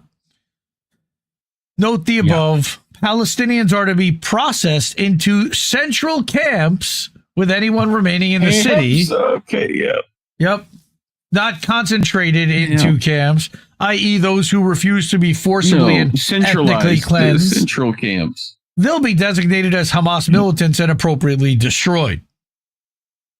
This IDF plan is meant to bring Gaza under total Israeli control. Keep an eye out for the Zyklon B purchases from Israel. I'm just saying. Seriously. This IDF final plan is meant to bring Gaza under total Israeli control, but with increasing mass casualty incidents for the IDF of late, it remains to be seen how successful this latest bumbling foray can be. We can only expect more of the same failure, with Netanyahu again forced to drum up an Iranian threat to extricate himself from another self-made disaster in a few months' time. The only question will be, will Trump, reportedly experiencing declining popularity for the first time, not fifth time, owing to his diehard Zionism, will Trump support the inevitable future escalation train against Iran? Or has he finally had enough? Yes. And will he find the backbone to stand up to his boss once and for all? No. Like he had one to begin with. Okay. His boss isn't Bibi, it's Miriam Adelson. It's the Mossad. Yeah. Latest polls continue to show a strong Democrat surge for the 2026 midterms. There's always blowback in the in the midterms after a changeover presidential election. So I expect the Democrats are probably going to. They've elected the new pope. No, not a new pope, a new Congress. There'll be a new Congress. Whatever. Right, but of course, same difference. Yeah, in the incorrigibly corrupted AIPAC-owned Republicans, guess what? The Democrats are AIPAC-owned too. Both sides. AIPAC-controlled Dems, yeah. Both sides, Johnson. As a last related note, here's eminent economist Richard Wolff being very direct about what comes next. And I'll let him say it. Old Wolfie. The American empire is over. We're done. Oh, maybe. We peaked about 12, 15 years ago, and we are on a down. And it's very hard for the American people, which I understand. I am one. It's hard to get your head around that. We've had a century of on the way up, which is a lot more fun than on the way down. But it does happen to every empire. We're only the latest. Look at the British, how far they've fallen. We're in that process. If you take the United States together with the other G7 countries, that used to be the dominant bloc of the world, right? The United States, let's just enumerate them so everybody knows. Canada, Japan, Germany, France, Italy, and Britain, okay? The G7 world. I'm going to add up all the GDP, gross domestic product, total output of goods and services of all of those 7 countries, U.S. and its major allies. And now I'm going to compare it to the gross added up GDPs of China and its allies, known now as the BRICS. Okay, you add up the United States, about 28% of world output. You add up China and the BRICS, it's 35% of the world output. We aren't the wealthiest bloc in the world. We're number 2. And that's new. And that changes everything. And if you ain't and first, you can rattle you're your last. sabers all over the place. You put the 7th Fleet in the South China Sea. Isn't going to change that. You've got to come to terms with that, but we are led by people who don't want to do that because nobody wants to be the politician who has to explain to the people it's over. Okay. Mm-hmm. So just keep in mind, BRICS modeled after the World Bank. Yes, BRICS is no better than the United Nations. That's right. BRICS is just another behemoth like NATO. Empire. Right. So fuck Israel for all that. That's you. Journalist and scholar Asal Rod fixed it for you. Okay, it's not just bad coverage of Gaza. Western media is also largely ignoring what's happening in West Bank, which we have been talking about, because if they reported all of it accurately, the public would see that Israel's real goal is stealing all the land and erasing Palestinian existence. What do you mean? Oh, the West Bank is seeing a creeping Nakba. What? Amazing. But people aren't really paying attention. A lot of stuff happens that the news won't tell you. But that's Haaretz. That's even in Israel. They're telling everyone what's happening. Yeah. And as Vassal reminds us, we covered last week, this is why Israel murders journalists. Because I brought this on Wednesday. Did you? It's a good graphic from this year. It is a good graphic. Sure. From this year. All right. And I think that was all I had tonight for Fuck Israel. I think that was enough. I liked Simplicius's article. It kind of sets a geopolitical kind of landscape and touches on a bunch of different things. Go give them a follow. I'll put that. It's simplicius76.substack.com. I'll drop the link in the description and in the Substack afterwards. Oh no, I did have more. Sorry. No, not that. Hind Cowdery. Israel is wiping out everything we ever had. All right. That's another one. All right. And she's there.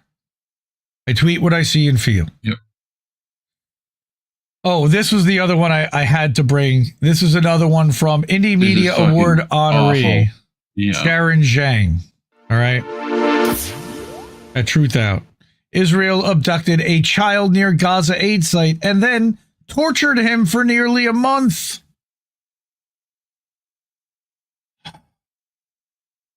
Unreal. Content warning. This report includes graphic descriptions of torture. Israeli forces abducted a Palestinian child near an aid site in Gaza in June and took him to a notorious prison camp where they subjected him to severe torture for nearly a month. A child rights group has found, adding abduction and imprisonment to a growing list of atrocities reported at Israel's aid sites. On June 29th, Israel had already killed nearly 600 Palestinians near aid sites over the previous month. 16-year-old Omar Nizar Mahmoud Asfour was detained by Israeli forces and taken to State Haman military prison, reports Defense for Children International Palestine, or DCIP. Omar was near an aid distribution site in Gaza when Israeli forces apprehended and abducted him.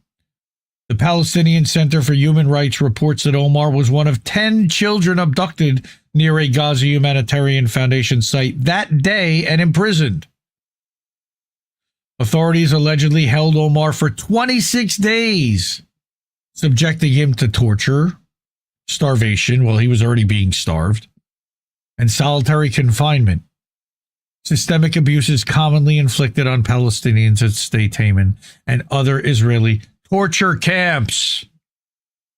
He was never charged with a crime or allowed to meet with legal or humanitarian officials. Sounds a lot like what the fuck is happening here. Yep. Israeli forces have been conducting near-daily massacres near aid distribution sites since Gaza Humanitarian Foundation began operating in Gaza on May 27th, killing over 1,400 Palestinians this way as of August 1st. Over 850 of these killings were near Gaza GHF sites, and hundreds of others were killed en route to the food distribution hubs. It's gross. These massacres have been widely reported. Less widely known is that Israeli forces have repeatedly abducted Palestinians near aid GHF sites, human rights groups have said. Some of the tens of thousands of Palestinians from Gaza and the occupied West Bank who've been kidnapped and imprisoned since the beginning of Israel's genocide, including at least hundreds of children. At least hundreds of children. Imagine that were your kid. Omar shared his experiences with DCIP. He said he's still experiencing trauma from his detention, which he was released from on July 24th. Thank goodness. Quote, the memories of my detention plague my nights, and often I awaken to the sound of my own screams as if I were still confined within those walls. The nightmares are relentless, and every time I shut my eyes, the same faces and interrogations replay in my mind. This is not going away for him for life, as long as his life continues, until Israel decides they want to murder him, after imprisoning and torturing him. I mean, it's just the worst. Fuck Israel. These cunts, man. Omar was alongside other aid seekers when Israeli forces encircled them, held him at gunpoint, and then forced him and 34 others to strip to their underwear. They were taken to an army site where soldiers allowed children to leave, but then blocked Omar from going with them. He was a child, but I guess he looked taller than the others, so they stopped him. Officers interrogated Omar, but were unsatisfied by his answers, so they brought him to the roof of the building. A hospital in Rafah now used by the IDF as an army base per DCIP. There, they tied him to a rope and hung him upside down off the side of the fucking building. Like fucking Batman? At one point, the person interrogating him released more rope, causing Omar to plummet 5 floors, his head stopping about a half meter just before he hit the ground. He said he was suspended this way for 20 minutes. Imagine the blood rushing to your head then. He struggled to breathe. It felt as though I was teetering on the brink of death. These people are already being tortured and starved. Omar was subject to other torture before being taken to the torture prison, State Haman, where Israeli officers blindfolded him and put him in a 1 square meter cage for 3 days straight. Then they took him to a part of the prison known to detainees as the hell section, as if the rest of it wasn't, where they subjected him to yet more torture, including beatings, electric shocks, and sleep deprivation, and later the disco room, a cage-like room where officers play extremely loud music. For a week while detained, Israeli officers... Where have we seen that before? Gitmo? One of, sure. I was thinking of Abu Ghraib, but sure. For a week while detained, Israeli officers also interrogated Omar about members of his family, beating him when the answers were unsatisfactory. Because you know that, forced confessions under torture certainly hold a lot of weight. No, they don't at all.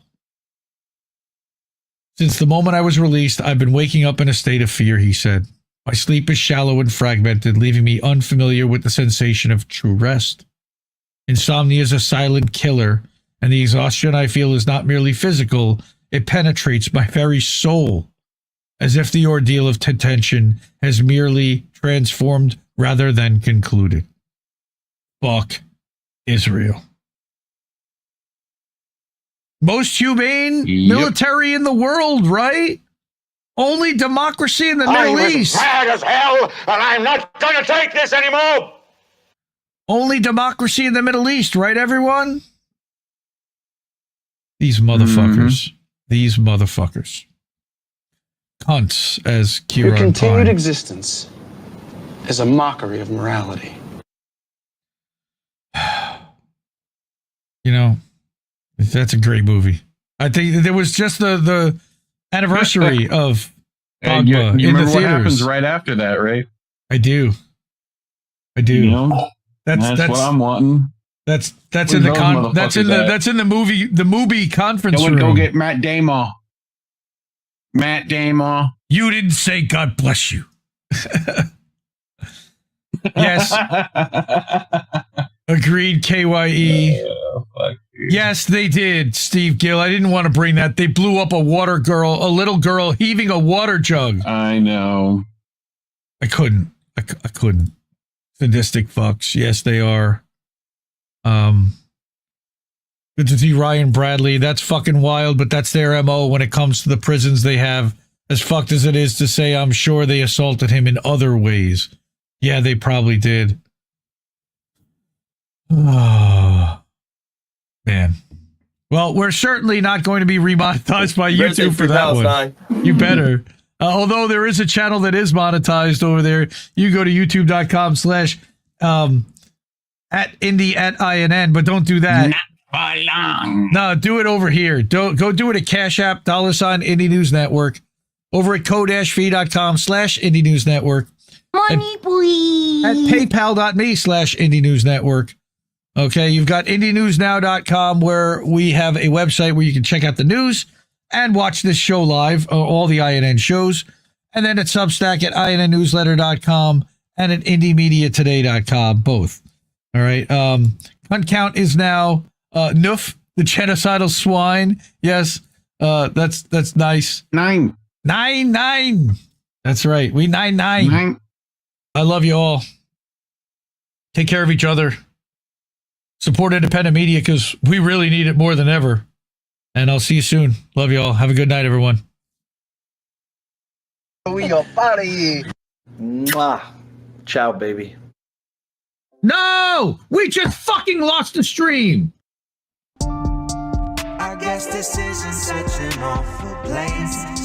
Is that what you want me to say?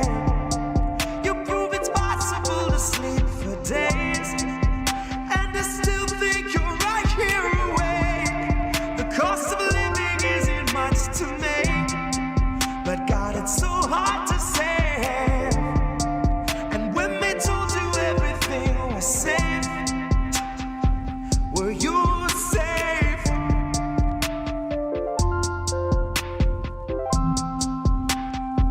Were you safe?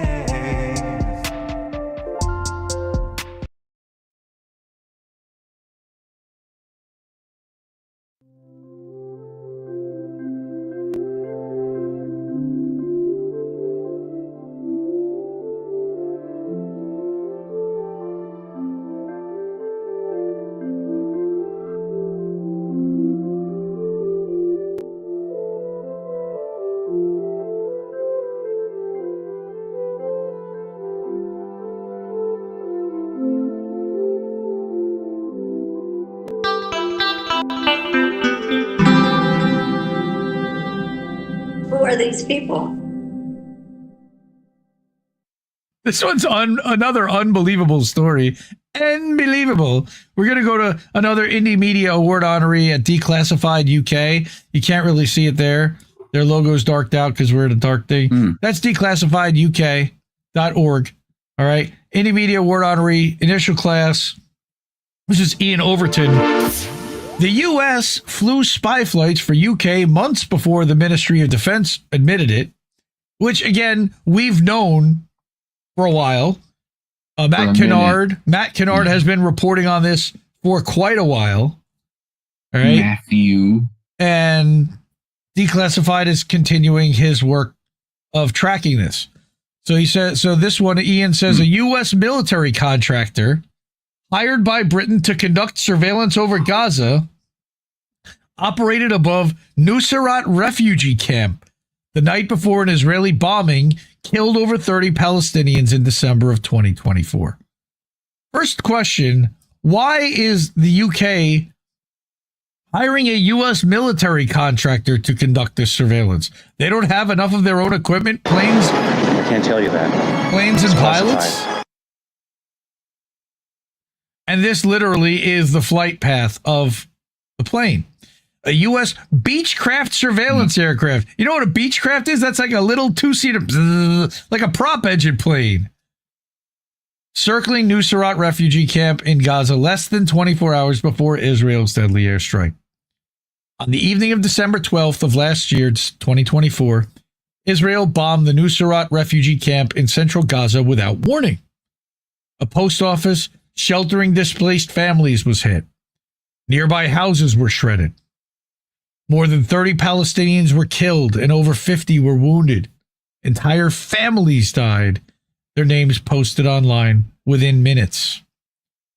Declassified can now reveal that a spy plane owned by a U.S. contractor to whom the RAF is outsourcing its spy flights circled over Nuseirat refugee camp the night before the bombing. How do we know this? Publicly available flight tracking data show that in the hours before the blast and again afterwards, 2 surveillance aircraft operating from RAF Akrotiri, we've reported on that base before, Britain's military base on Cyprus, where a lot of Israelis are escaping to before Bibi closed the borders.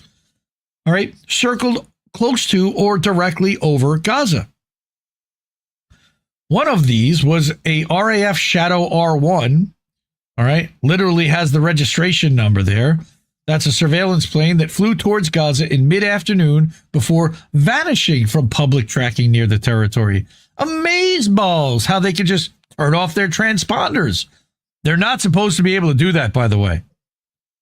But the other belonged to Straight Flight Nevada Commercial Leasing, LLC, a subsidiary of America's Sierra Nevada Corporation.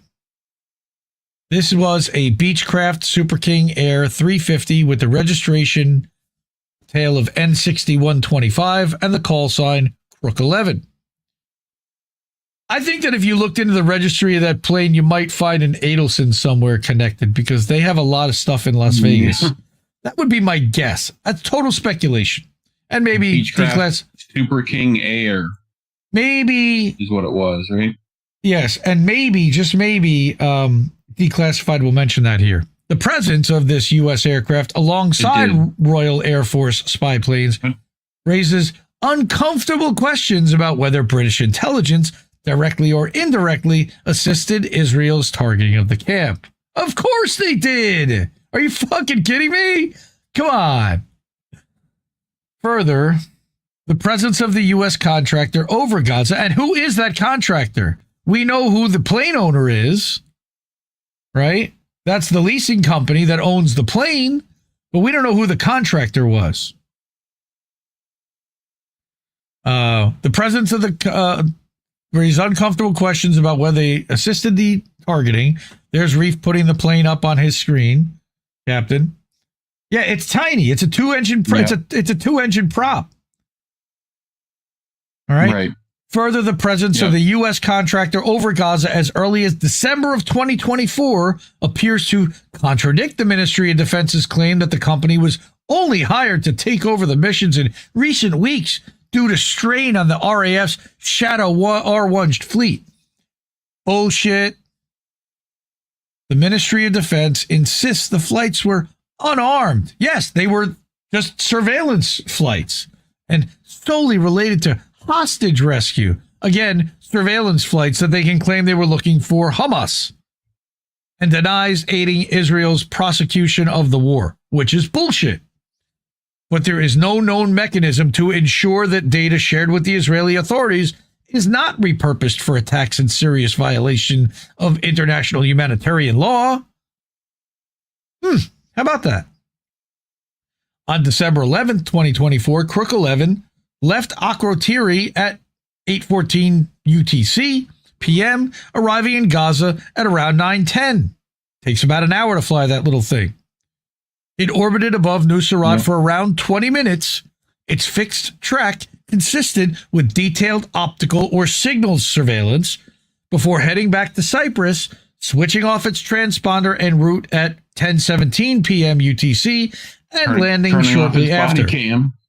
Right. That's exactly what it is. It's the cops turning off their body cams, which you should not be allowed to do. The following day, the RAF Shadow ZZ-419 left Akrotiri at 3:05 p.m., went dark near Gaza, and reappeared less than an hour before the bombing. Go figure. Crook 11 then on the 12th took off at 7:08 p.m., and then, right, which social media reports suggest coincided with the time Israel began to bomb Nuseirat. The plane then held its position just off Gaza's coast for around half an hour and was circling near Gaza less than an hour after the bombing. They were surveying the damage on behalf of Israel. Such timing lends weight to concerns that surveillance may have been shared with Israel, and used for target selection. May have been.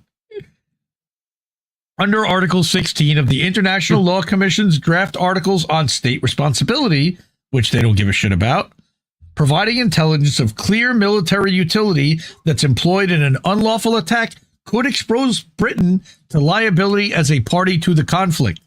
Yeah, that's the needle hole that you need to go through. The eye of that needle that you need to thread. Stop! You violated the law. Because we don't have enough support yet, right? Enough violations of international law to prosecute them. Right. The UK's Investigatory Powers Commission's office, that sounds draconian as shit, which oversees UK public authorities such as the intelligence agencies, refused to tell Declassified whether it had even reviewed intelligence sharing from these missions, citing its exemption from such disclosures under the FOIA. How convenient. Britain has now conducted more than 600 surveillance flights over Gaza since October of 2023, according to analysis by the London-based research charity Action on Armed Violence.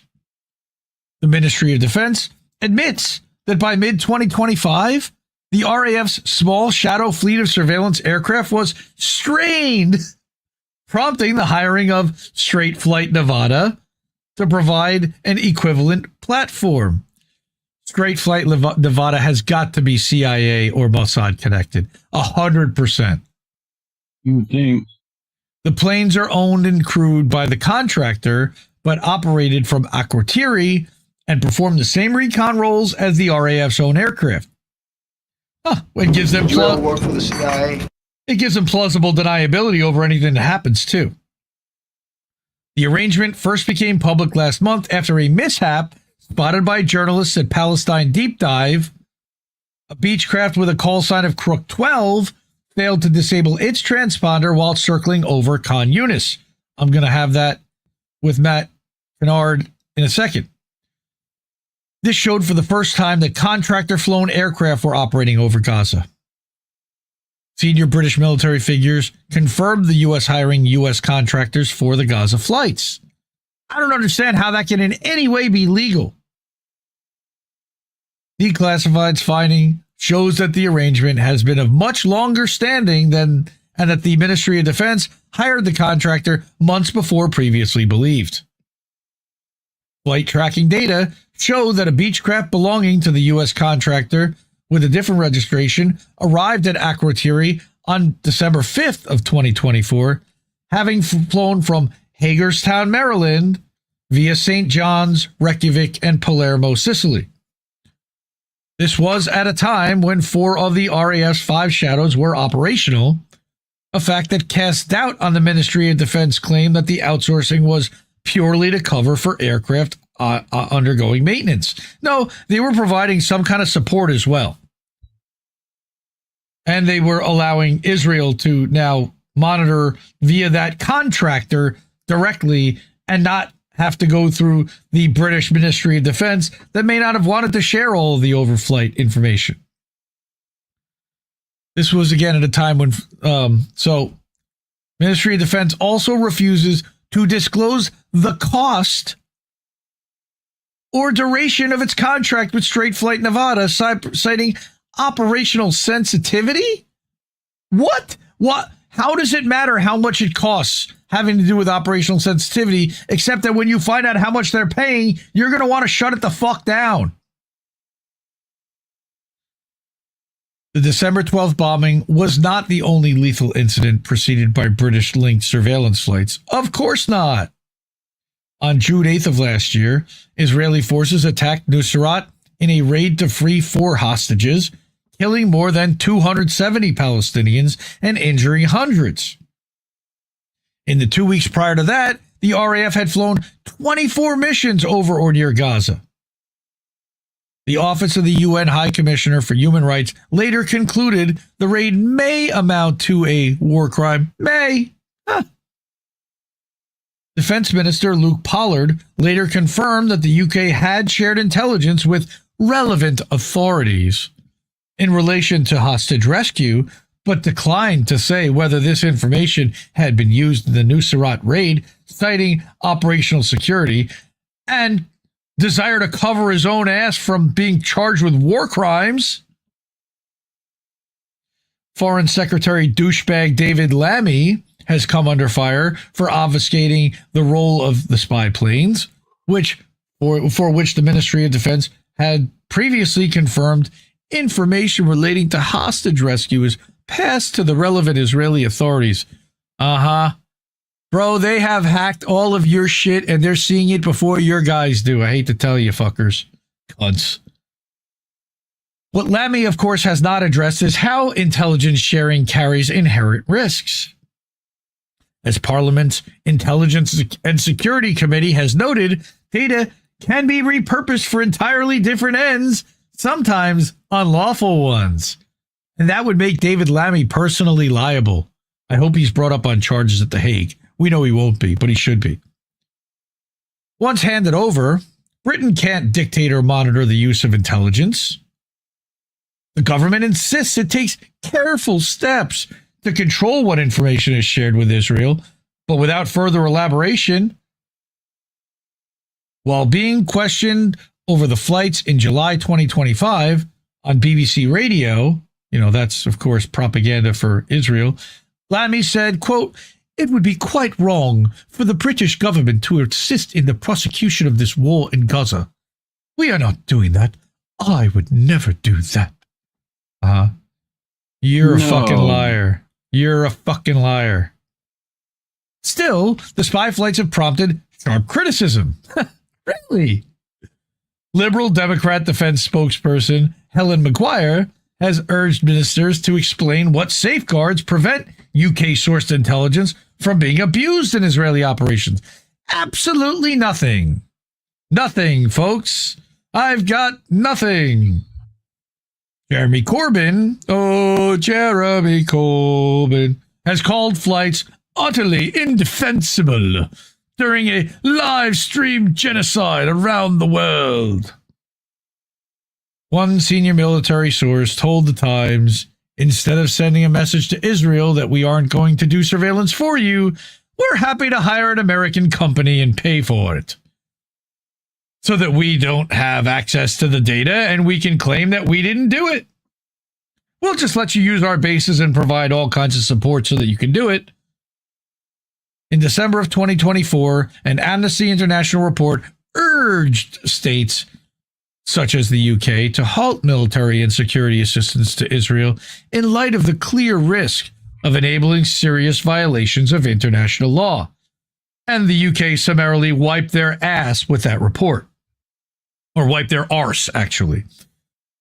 Despite such warnings, that same month, Prime Minister Kid Starver, a.k.a. Keir Starmer, told personnel at Akrotiri that, quote, "quite a bit of what goes on here can't necessarily be talked about. We can't tell the world what you're doing here," unquote, "because they would charge us all with war crimes and send us to The Hague for life." He should be in The Hague because of what he did to fucking Julian Assange, tearing up his notes. Secrecy and suspicion. So, for those in Nusrat on December 12th, the sequence was brutally simple. The hum of an aircraft, hours later the shockwave of bombs, then the digging for survivors. Far from afar, the picture is less clear but equally troubling. The government maintains that no British citizens remain among the hostages in Gaza, raising further doubts over the stated rationale for the flights. Why is the UK supporting this then? Civil society groups argue that the missions should be suspended until Israel ends its campaign of mass bombardment, siege and starvation, which it never will. Declassified asked the Ministry of Defense whether the Beechcraft flights in December were directed or coordinated by the UK. The department didn't deny it and told Declassified that the flights are unarmed, solely for locating the hostages, which again is a lie, and that the UK controls what intelligence is shared with Israel, except when it's coming from a private US contractor, limiting it to hostage rescue information, which of course is also bullshit. You can guarantee that they were targeting cell signals for journalists that they were executing.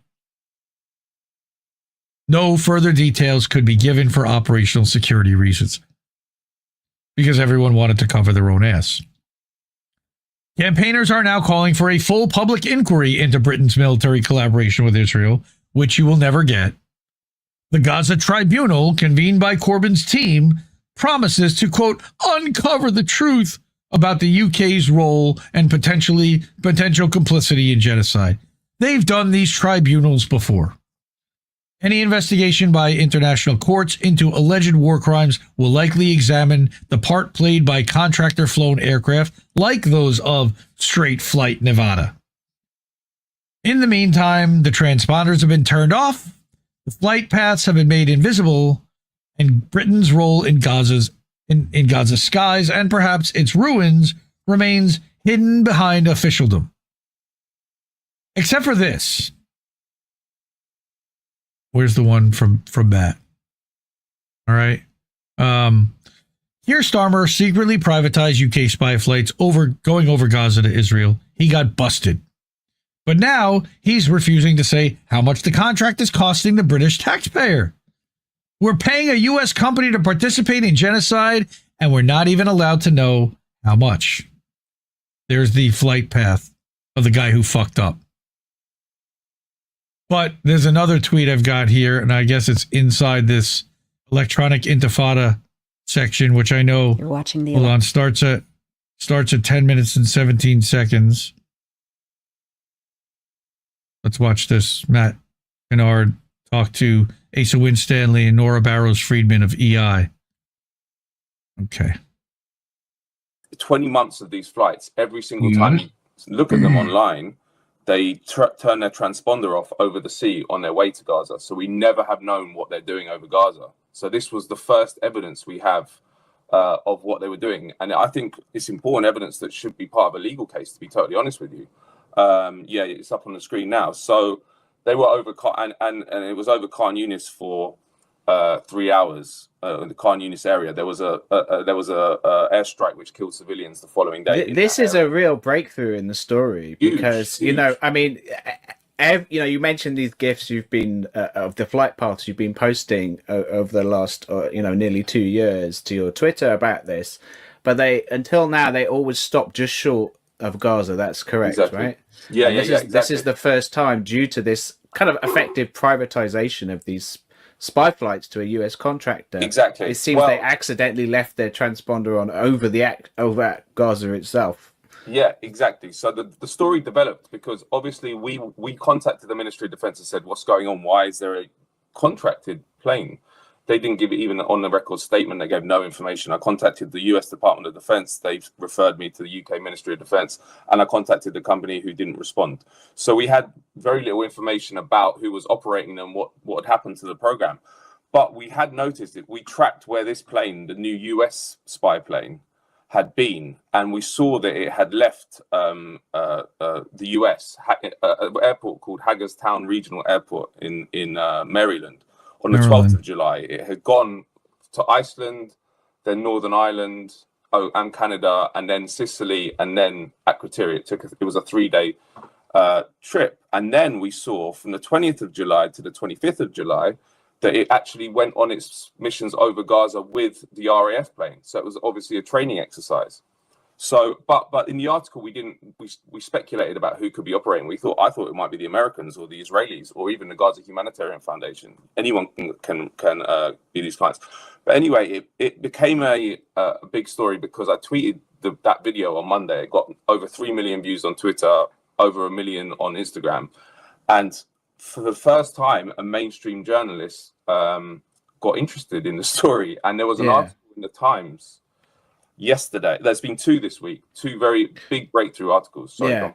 Well, let me take you through some of that because I've got some of the quotes from that lined up. So, as you mentioned, you published this information on Twitter, and then, you published your full article, your scoop for Palestine Deep Dive on Monday. And this appears, as you've said, to have finally hammered a crack in this kind of wall of silence that the British media has really erected since these surveillance missions over Gaza first started flying in December 2023, right? Yeah, exactly. Yeah. So on Tuesday, then we saw finally a mainstream newspaper in Britain, the Times of London, and they reported on your story effectively without really crediting you at first, and they wrote, quote, "The British military is continuing to fly spy planes over Gaza to help Israel find missing hostages as Palestinian civilians are starved and killed." government sources have confirmed to the Times. So they're back, they're confirming your reporting. It continues, intelligence gathered by undisclosed RAF aircraft and other British assets in the region is being handed over to the Israeli military.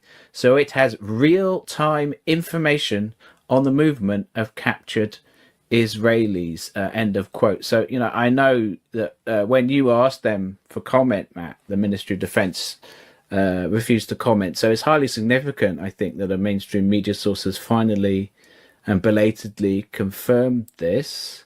Can I just say something about that quote as well? Because there's two major breakthroughs in that line that you read out. So as I mentioned, up till now, the government has said, we only give them to, it's only hostage rescue and we only give them to relevant authorities. They would never say what it is. Government sources told the Times in that FARCE article, number one, that they're handing it to the Israeli military. Number two, that they're doing it in real time because the Shadow R1 spy plane can do that. One of its capabilities is it can send the intelligence to the ground while it's in the sky. So this should be evidence in a war crimes trial because that they purposefully not told us it's the Israeli military, although we obviously knew that it would be. But the fact they're doing it in real time and the point they always say, which is that it's hostage rescue, right, is insane because if you're handing this intelligence in real time to the Israeli military, how can you then say to them, well, you can't use it for anything else apart from hostage rescue? They don't know where it's going when it's in Israel. It's like as if Israel's a trusted party in anything, let alone using intelligence in the way they're telling the British. So it's but as I say, the whole program is unraveling, which is beautiful to see because it's only been upheld by secrecy and the fact there's been no scrutiny by the mainstream media. And now both those things have been smashed.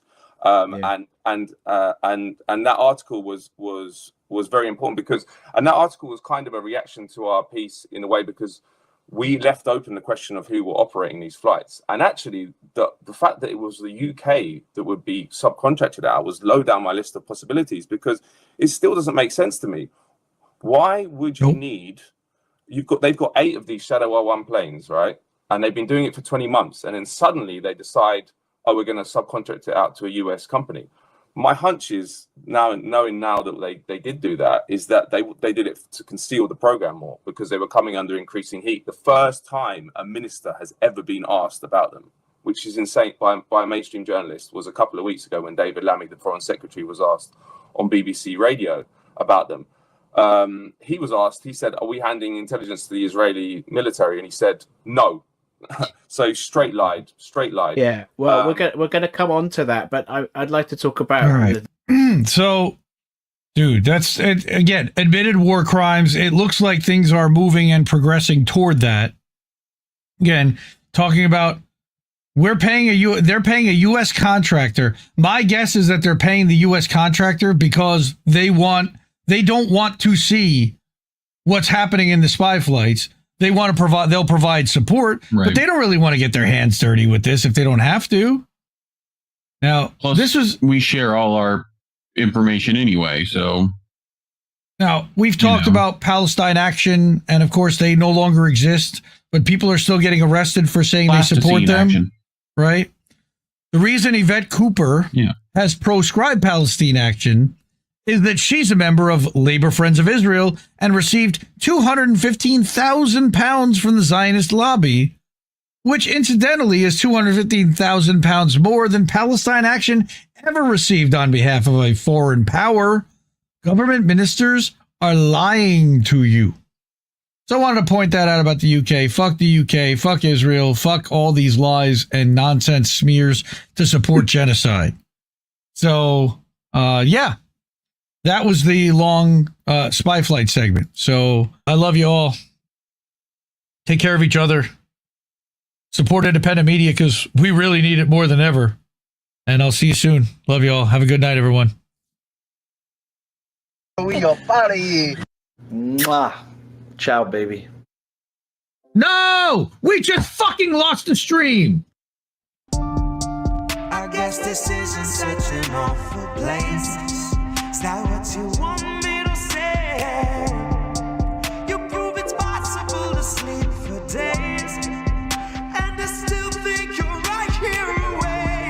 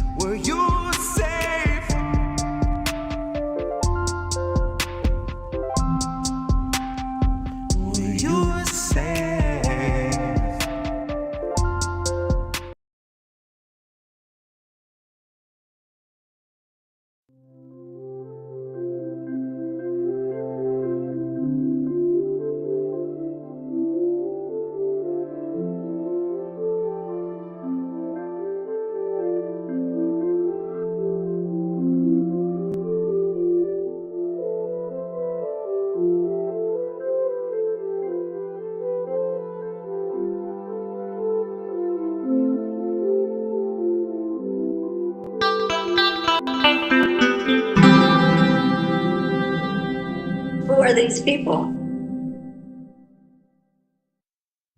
Now, I also wanted to get into London. Oh my goodness. This is some crazy shit here. Now, again, not always the biggest fan of these people, but this guy does some pretty good stuff.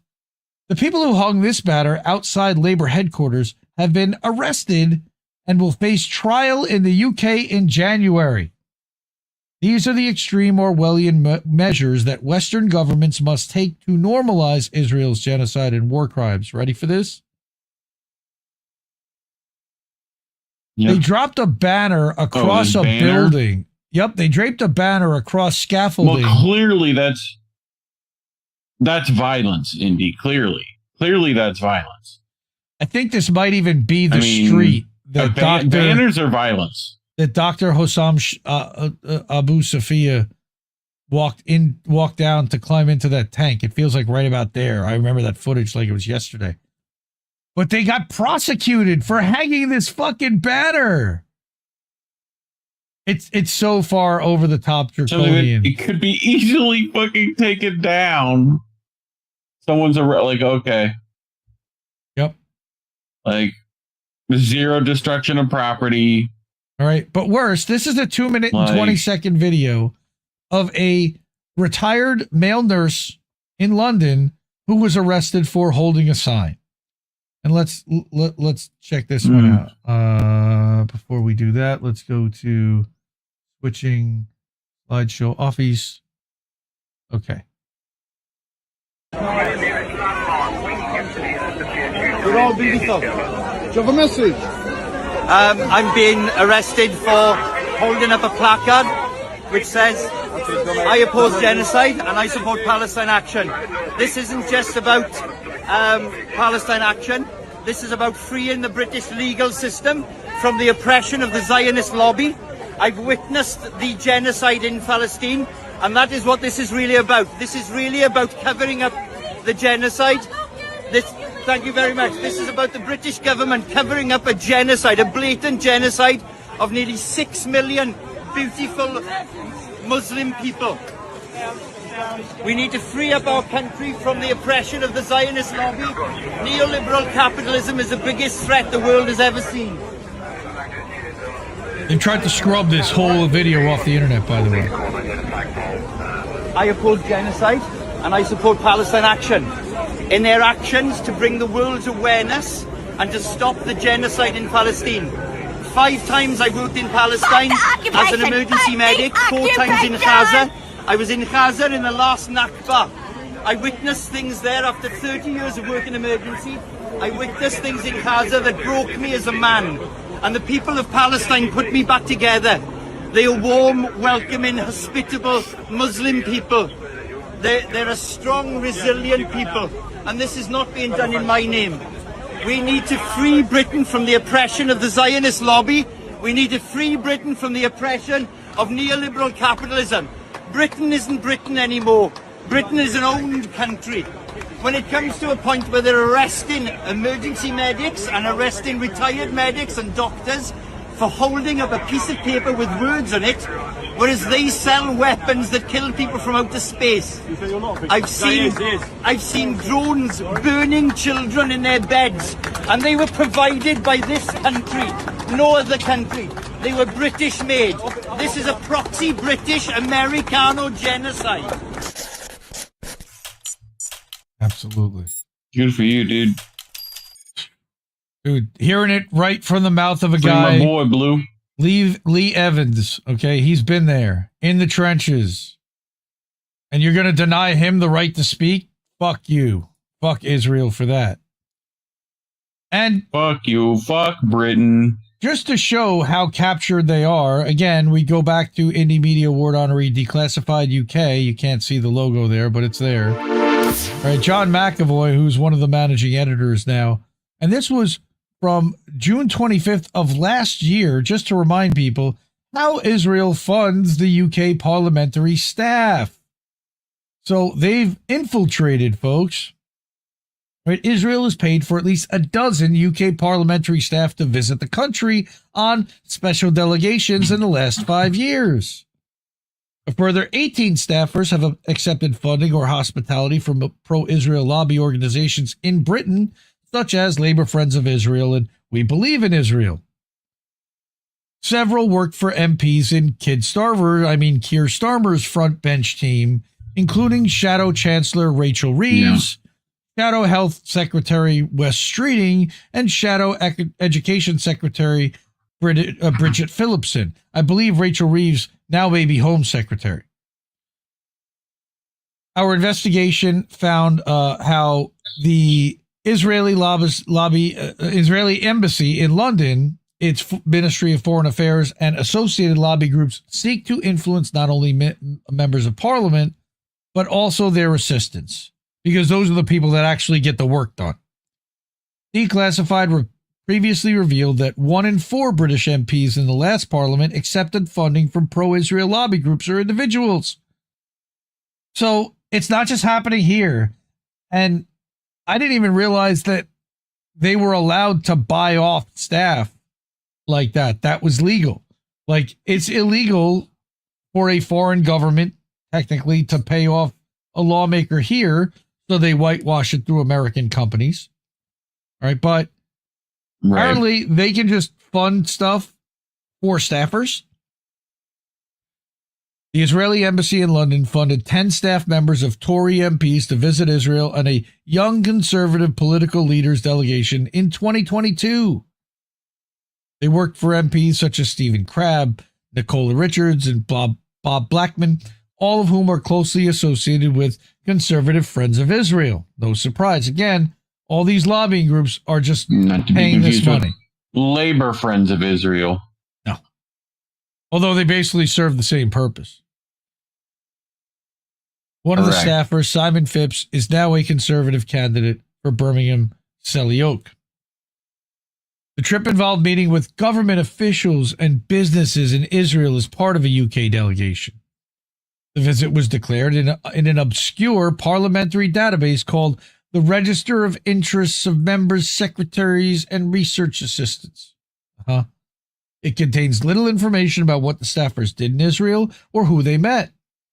All data prior to 2018 has been destroyed in line with official regulations. How convenient. Okay, so this is an interesting story.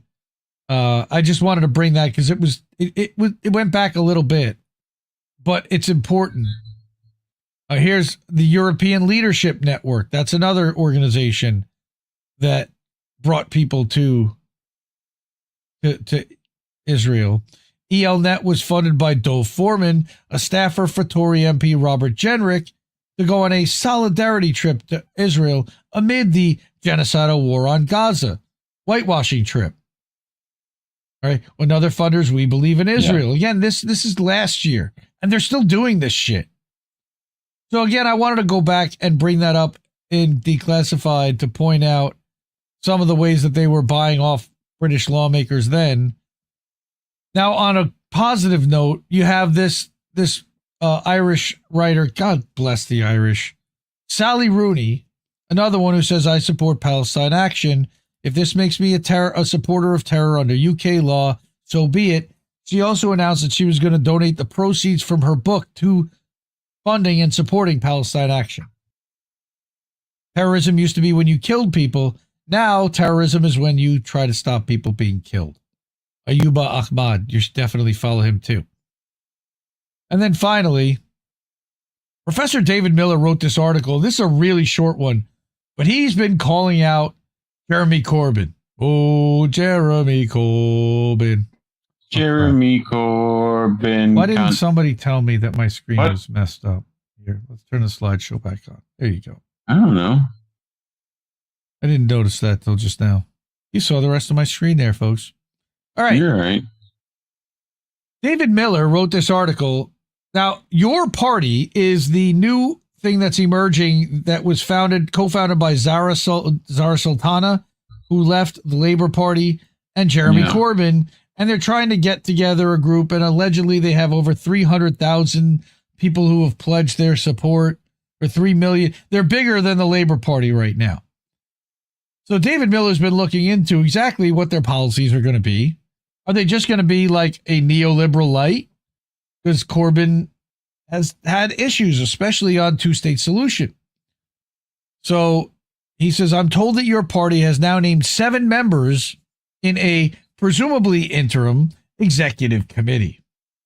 He says, I'm able to share the names and the official positions of 3 of the 7, which are listed in the internal documents. They are Amy Jackson, once a political secretary at LOTO and Unite's director of politics, now head of executive team. Well, what's Unite? We'll get to that in a minute. Harry Murphy, ex-chief of staff at LOTO. What is LOTO? We'll get to that. Forced out after shenanigans with John McDonnell, now back in charge of conference and event planning. Again, this is electoral stuff, but they're trying to form a third party. What's happening is that this is the same tried and failed incompetent clique that brought down the first Corbyn project. Out of cowardice, they capitulated to the Board of Deputies and the Israel lobby last time, believing in a two-state solution. Specifically, this guy, James Schneider. All right, he worked for Schneider. Yeah, he worked for LOTO, but also Progressive International and the Peace and Justice Project. Who's he married to? Keir Starmer's press secretary. Now we know that Keir Starmer undermined Corbyn and smeared him with that entire called him an anti-Semite for standing up for Palestine, even though Corbyn tepidly supports a two-state solution, though he has been strongly in support of the Palestinian people. But being married to Keir Starmer's press secretary and working under Corbyn's new party, that's inviting the snake into your garden. He was central to the disastrous labor push to accept the IHRA definition of anti-Semitism against the will of the members and to the strategy of apologizing and throwing anti-Zionists under the bus. His new title is a mouthful. Comms inclusive of mainstream media, social media, speechwriter, spokesperson, supporter comms. That's everything. That's the entire message is on this guy's shoulders. They betrayed the will of the mass membership and turbocharged the witch hunt. Now history risks repeating. They're trying to get this. This reminds me of Jeff Weaver joining Bernie Sanders' campaign in 2020, right? Of the Foxes joining the Hen House, of Peter Dow joining the Marianne Williamson campaign in 2024. All right. They're sending their known hatchet men. For some reason, Corbyn and whoever is accepting these fucking morons. All right. And David Miller is standing up and trying to tag these people and be like, what are you doing? A handful of tried and tested failures could once again squander a movement of 800,000 decent Britons. But that's their whole intent now, isn't it? It's essential. That's the plan. It's essential that anyone who has a voice in this process intervenes now to ensure that the whole project is not strangled at birth by the same team that hung thousands of anti-Zionist labor members out to dry last time and capitulated to the Zionist movement. And he's tagging the leaders of this new Your Party, YP. YP also is your problem. So that's not so much that I like, but okay. So again, we likely will not be remonetized by YouTube for calling out the Corbyn party for not being pro-Palestine enough and for potentially allowing a pro-Keir Starmer snake in their garden. So if you're able to and have means, please help fund the media you want to see elsewhere by doing so at Cash App, $, Indie News Network. We can do so at Ko-fi.com/Indie News Network. A couple of people have done that already tonight. You can do that at paypal.me/Indie News Network.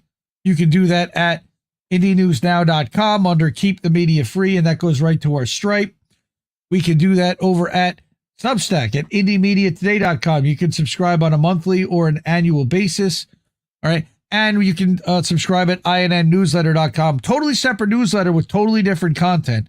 Although I am now sharing some older INN newsletter content to Indie Media Today subscribers this week because I realize most of the people there had not subscribed and had never seen these articles. So I'm resharing them with a different audience to give it some new life. Specifically, the pieces about breaking points, and even the segment that I did last year with Colin on INN News about the infiltration of independent media by corporate media, and citing many different examples there of what we're talking about. Love you all. Thank you so much for everybody who's here tonight. Support independent media because we need it more than ever. I truly believe that. And we'll see you soon. I love you all. Have a great night, everyone. We go party. Mwah. Ciao, baby. No! We just fucking lost the stream! I guess this isn't such an awful place. Is that what you want me to say? You prove it's possible to sleep for days, and I still think you're right here awake. The cost of living isn't much to make, but God, it's so hard to say. And when they told you everything was safe, were you safe?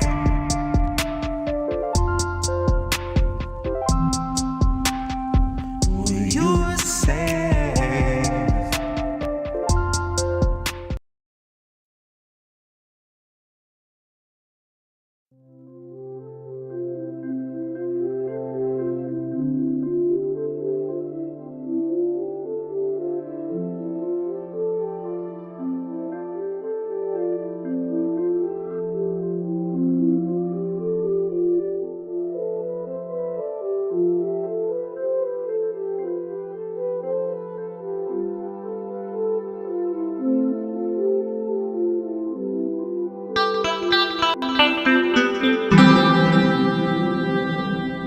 Who are these people?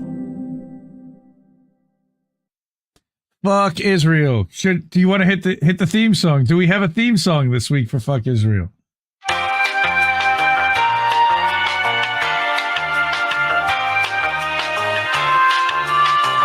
Hey, fuck Israel!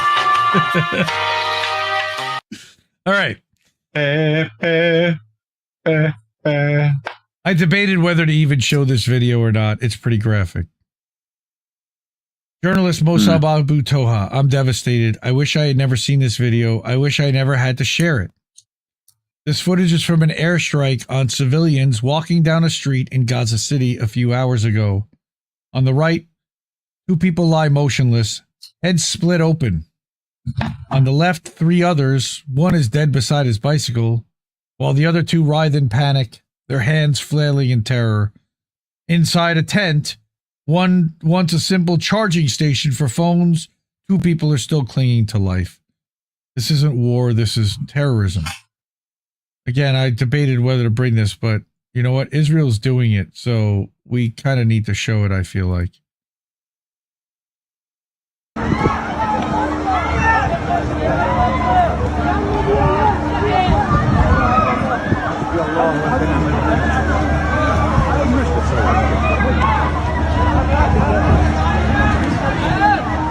يلا تعال بالتصوير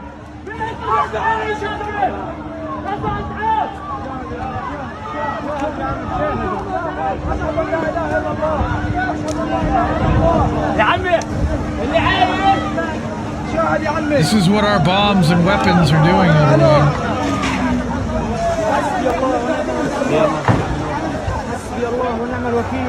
Yeah, we'll probably get this locked out for showing some graphic stuff, but I think it's important for people to see. We are responsible for this, in part. We are responsible for this. Ali Amoro says Israel is slaughtering Palestinians in Gaza right now.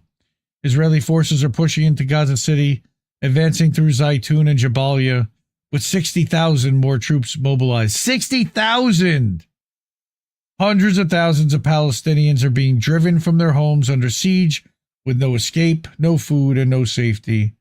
This is a mass slaughter of a trapped and starving people. Fucking horrible. Fuck Israel. Yep. All right. So I got this article out of Jason Hickel, who asks the obvious and silly question, why does the U.S. support Israel's crimes?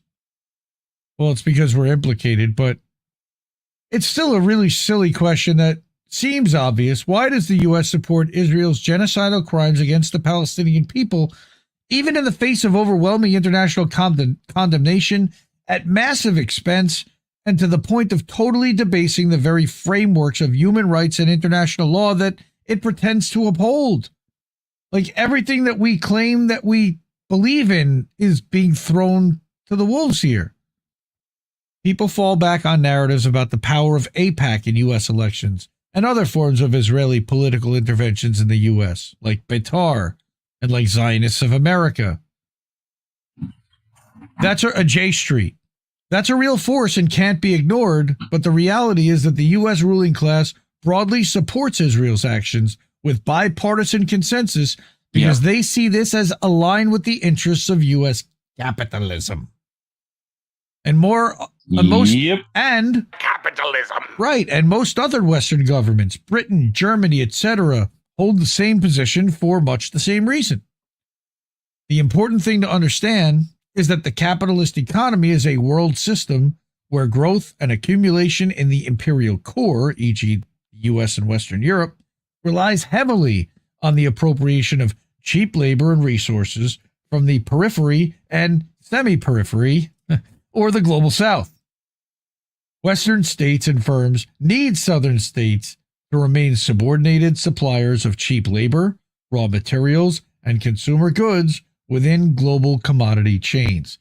And not just global south in the West, in South America, but also in Africa, in Australia, in China, in India, in Indonesia, China, in Taiwan, in the Philippines.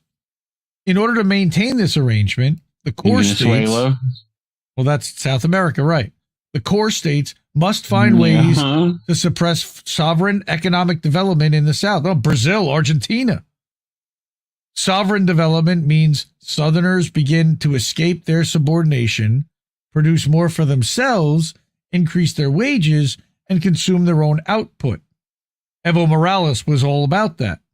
This makes resources and inputs more expensive for the core, which constrains their consumption and makes it more difficult for them to realize profits. Hit me with a Ferengi thing, because that's what this is all about. Fucking straight up greed. Okay. For the wealthiest motherfuckers on the planet already. And a Ferengi without profit. It's no Ferengi at all. An American without profit apparently is no American at all either. This is the key point. Yep. Economic sovereignty in the periphery threatens capital accumulation in the core. To avoid this, the core states must constantly intervene to prevent or crush any movement or government in the periphery that seeks national liberation and economic sovereignty. When you start looking at it through that lens, things make a lot more sense, let me tell you. The U.S. started to support the Zionist project in the 1960s because they saw this as a way to have a military proxy in the Middle East where they could stage counter-revolutionary interventions against the Arab social movements and national liberation struggles that were gaining traction at the time. The U.S. could not accept the prospect of sovereign development. Go ahead. There was a general, right? What was the general? He said, we're going to go, he got a paper on his desk, we're going to go bomb 7 countries. Well, that was Wesley Clark in 2001. That was it. 2002. But he's talking about in the 60s that the U.S. couldn't accept the prospect of a sovereign development in the region. The liberation movements had to be crushed or destabilized, and they used Israel to help them do it, even back in the 60s. Israel has been instrumental in assassinating liberation leaders in the Arab region and interfering in the political processes of the Arab countries to prevent nationalist and socialist parties from coming to power. They want to keep that in the religious kind of dictatorships. That's what they prefer. All right. So where do we go? I lost my spot. It has long It has a long history of attacking the regional states. I clicked the wrong button. The regional states, Lebanon, Iraq, Syria, Jordan, Egypt, Yemen, etc. Half of them are being bombed right now, destabilizing them and forcing them to divert resources toward defensive spending instead of industrial development. On top of the fact that they take out the infrastructure and they're forced to pay to rebuild that. This is in full alignment with U.S. strategy. Not only in the Middle East, Israel has a long history of providing military and intelligence support to right-wing regimes around the world. For example, Israel armed and supported Argentina's U.S.-backed military junta, which murdered 30,000 socialists and political dissidents. Yes, we did that too. And Israel armed and assisted the U.S.-backed genocide in Guatemala, training military cadres in techniques of torture and ethnic cleansing. They train our cops too. The U.S. supports Israel for the exact same reasons that they've backed the plotters of assassinations and coups against liberation leaders across the global south since the 50s, which deposed Mossadegh in Iran and Lumumba in Democratic Republic of Congo, and Nkrumah in Ghana, Allende in Chile, and Arbenz in Guatemala, and on and on and on. They do it for the same reason they invaded Vietnam, destroyed Libya, and imposed sanctions on Cuba. It's the same pattern with the same objectives. Again, start looking at it through that lens, it becomes very clear. This is why, one reason why Israel is so despised around the world. Not only because they're hell-bent on ethnically cleansing Palestine, but because they intervene everywhere to crush popular movements and create chaos and instability, and this is intolerable. Again, that's in partnership with the United States. But yes. So Israel is not an ally of the U.S. in the conventional sense of the term. It's a proxy force, an attack dog, a partner. This relationship is particularly useful to the U.S. because it allows them to have a degree of distance from their actions and plausible deniability. The U.S. can send weapons to Israel and directly coordinate military strategy with them, then claim it's not responsible for the violence and destruction and war crimes that Israel perpetrates in the region. Literally exactly what we just saw in Gaza City. We gave them those weapons. We sold them those weapons. Help the military plan. We were doing the spy flights. We showed the spy flights last week. That there was a private U.S. outfit that's running Beechcraft spy flights over Khan Yunis on behalf of the British government. The core states use South Africa in the same way. The key reason that Western powers supported the apartheid regime in South Africa, also against overwhelming international condemnation, was because it served as a highly militarized Western colonial outpost that was geared to run up against counterinsurgency operations, not only within South Africa against the ANC and Communist Party. Remember, the U.S. listed Mandela as a terrorist until 2008, but also in Angola, Mozambique, Zimbabwe, Namibia, the Democratic Republic of Congo, etc., causing immense violence and chaos. Yes, we destabilize a region by supporting the monsters within it. The vast majority of the world and international law itself supports Palestinian liberation, but the U.S. and its main allies reject this. Why? Because Palestinian liberation would remove a key U.S. proxy and would open the way to liberation movements elsewhere in the region. That's probably the scarier thing. A liberated Palestine means a liberated Middle East, and a liberated Middle East at the hinge of Africa and Asia and Europe is strongly antithetical to the interests of Western capitalism. Right? That's, again... Capitalism. Yes, sir. That's correct. We're protecting capital. That's all we do here. So this is the situation we're in. The Western ruling classes are willing to back obscene violence in Gaza and shred the liberal values they claim to believe in, resulting in the breathtaking displays of hypocrisy, because they want to maintain the conditions for capital accumulation and geopolitical hegemony. This is U.S. policy. The conditions that the conditions were in. Yeah. All the hand-wringing by Biden in the previous administration, the discourse about too many innocent lives lost, was all theater designed to diffuse our outrage. Under Trump, the veneer of concern is just gone. Miriam Adelson bought that concern away. You cannot appeal. Yeah. You cannot appeal to imperial power in moral terms. The only way the U.S. will stop arming, funding, and propping up the Zionist regime is when it becomes too costly for them to do so. This will come down to the strength of regional political and military opposition, of which, again, we read in the last articles about Ukraine. They were trying to weaken Russia because they are one of the largest political and military oppositions to this. Maybe. Potentially. But they also go along with Zionism in Israel quite often. And Lubavitcher Chabad. Quite often. The strength of the Hague Group. They have entire fucking rabbis in the fucking Azov. Well, I'm talking about Russia too. But yeah. The strength of the Hague Group and the movement for boycotts, divestment, and sanctions. The strength of punitive measures that can be applied by international courts. Except Israel and the U.S. doesn't acknowledge those and is sanctioning them now. All right, so fuck Israel for all of that, for helping the U.S. and CIA destabilize governments.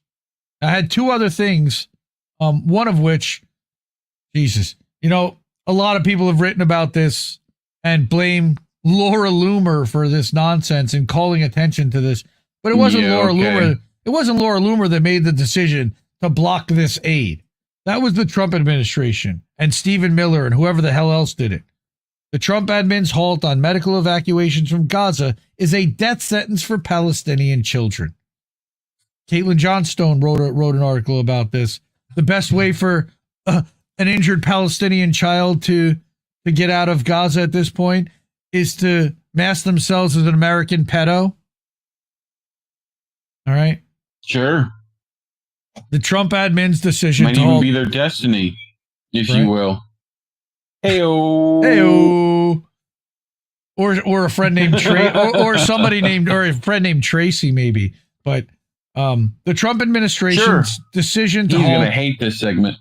All visitor visas for Palestinians from Gaza, which came after pressure from far right-wing activists, will be a death sentence for children who require life-saving medical treatment. And they've been bringing Palestinian kids here to get treatment, which is the least we can fucking do after providing the weapons and arming and funding the people that did this to them.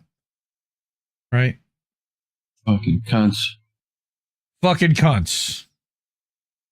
The U.S. State Department's decision this weekend to halt all visitor visas for people from Gaza, which includes the medical humanitarian visas that have brought injured children to American hospitals, will cost Palestinian lives, of which the State Department does not give a flying fuck. Officials say this process will be subject to a full and thorough review. For a child with infected burns or a deep trauma wound, a pause is a verdict on their life. The freeze did not arise from new intelligence or any novel identification of problems in the temporary visa pathway. It occurred via a social media panic with the circulation of mischaracterized videos of injured children arriving under the care of a U.S. nonprofit being labeled as a security threat, rhetoric amplified by political allies like Marco Rubio.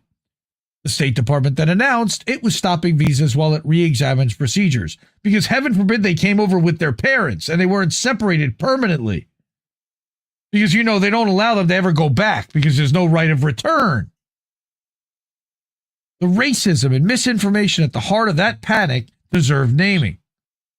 Some have labeled the process of evacuating children with amputations and burns as potentially being linked to terrorism, and even characterized their joyful cries as jihadi chants.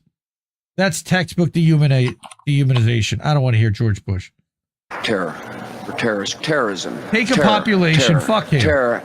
Take a population of wounded kids and code them as a I got 26 seconds of Bush. That's right. Terror, fuck him. All right. Fuck him. He's a fucking cunt, too. All right? Thank you all. Take a population of wounded kids and code them as a threat to justify exclusion. Many have commented on the chain reaction from such posts in the administrative action. The line from a viral smear to a federal policy that blocks chemotherapy, skin grafts, or prosthetics for children should shame us and the speed with which it occurred. It also wildly, go figure, overstates the scale of what's actually happened. Of course it did, because that fucking cunt is a hysterical lunatic. In total, many of the NGOs running these U.S. transfers report a few dozen total children to date, not a flood. Individual city stories have been about 2s and 3s, a pair treated in Dallas, several children welcomed in Boston. This is the opposite of a large-scale pipeline. It's a narrow, highly vetted corridor that exists because Gaza's health system has been shattered. Of course it has, intentionally. To understand how few make it here, you have to understand the pathway that these people are on. First, a physician in Gaza refers a child for care that no longer exists at home. The case goes to a Ministry of Health committee, then to the WHO for medical triage. Only after receiving hospital issues a formal acceptance, often after weeks of back and forth with surgeons, translated records, and imaging, does the family usually even begin the paper chase. Passports, exit permissions from the Israeli military's coordinator for government activities in the territories. Yeah, the Gestapo. Jordanian clearances when the bridge route is used, U.S. visa appointments, and finally, a WHO-escorted convoy. Each step is a separate queue with its own failures and reversals. A single "not yet" in any queue can kill the case. Like, the stars need to align. I would call this unicorn jumping on a rainbow and landing in a pot of gold, is literally how these kids made it here. And now they just closed that door too. The numbers give us a picture of why this corridor matters. According to WHO and OCHA, as of mid-August, more than 14,800 people in Gaza need urgent medical evacuation outside the Strip. Right now! Since October 2023, about 7,560 patients, okay, including more than 5,200 children, have been medically evacuated abroad, with most of those transfers occurring before Israel's closure of Rafah last year, which made departures far rarer and slower. In fact, a 92% decrease was recorded in successful evacuations thereafter. So they basically halted them. Most of these evacuations happened prior to the closure of the Rafah Gate. You mean the blowing up of the Rafah Gate? Rafah Gate. On August 13th, the WHO... 18th closing. Right? The WHO managed to move 38 patients, 32 of them children, to care options in Belgium, Italy, and Turkey. Not even here. Such operations are far smaller, of course, than the need. Causing the U.S. share of that global effort may look like a minor adjustment from Washington, yet for an injured child in Gaza, it reads as a door slammed shut and probably a death sentence. Because if it was bad enough that they had to be taken here, knowing everybody that's there and still suffering, it's probably pretty fucking bad. American hospitals have long accepted international charity cases. Pediatric centers have taken on many cases from around the world because these are areas where some U.S. teams are among the best in the world and where outcomes can be life-changing and transformative. Except that Israel doesn't want these people's lives to be changed and transformed. They want them dead, right down to a baby. We see these genocidal lunatics talking about it on TV daily. Just go to Twitter and look it up. You can see them. They don't make it a secret.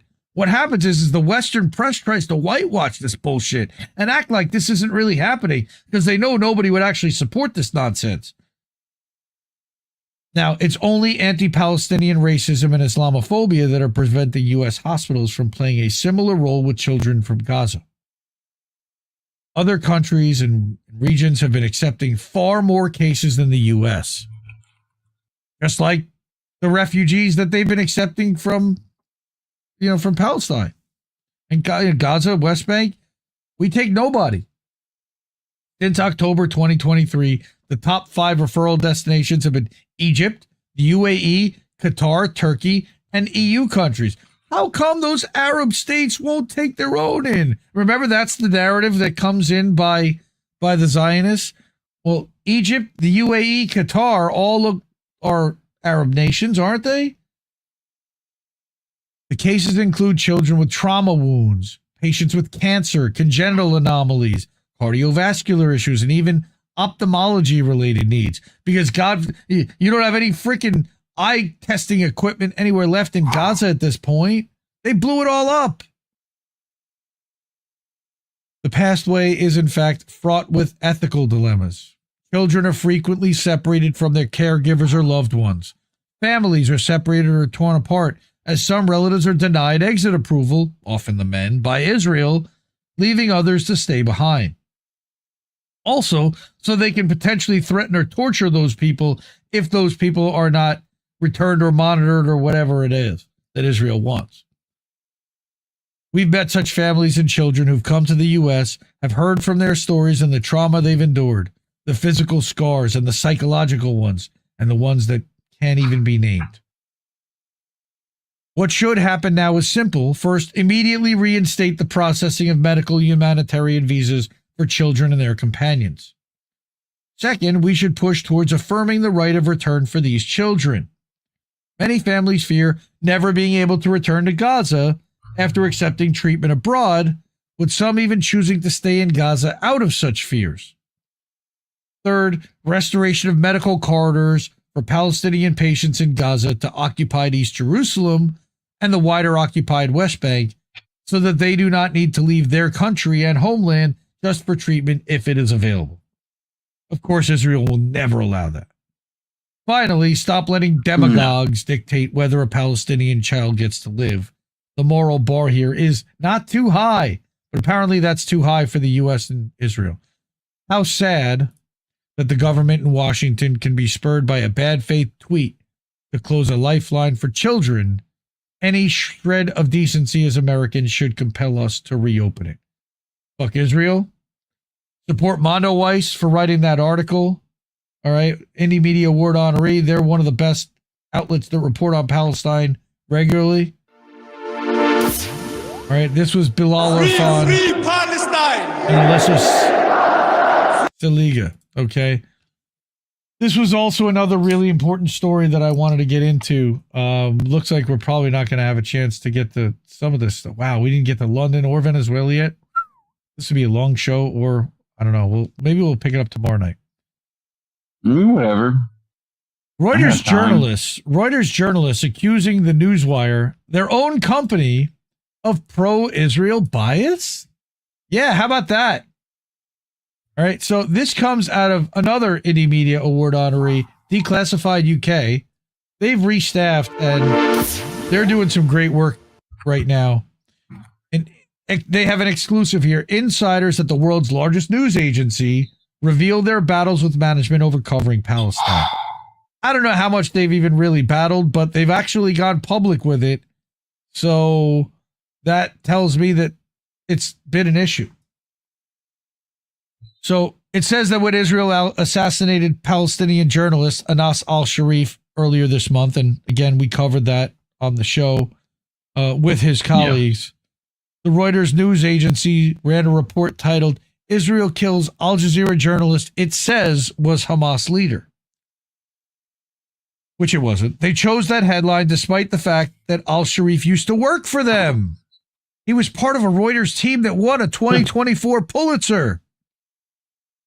Instances like this caused a backlash online, but also sparked concern among some staff at the influential Global Newswire, which was founded in London in 1851 and now has a daily audience of more than 1 billion people. the biggest disseminator of propaganda worldwide. Multiple Reuters employees have spoken to Declassified about what they see as pro-Israel bias among the company's editors and management. Yeah, I would say so.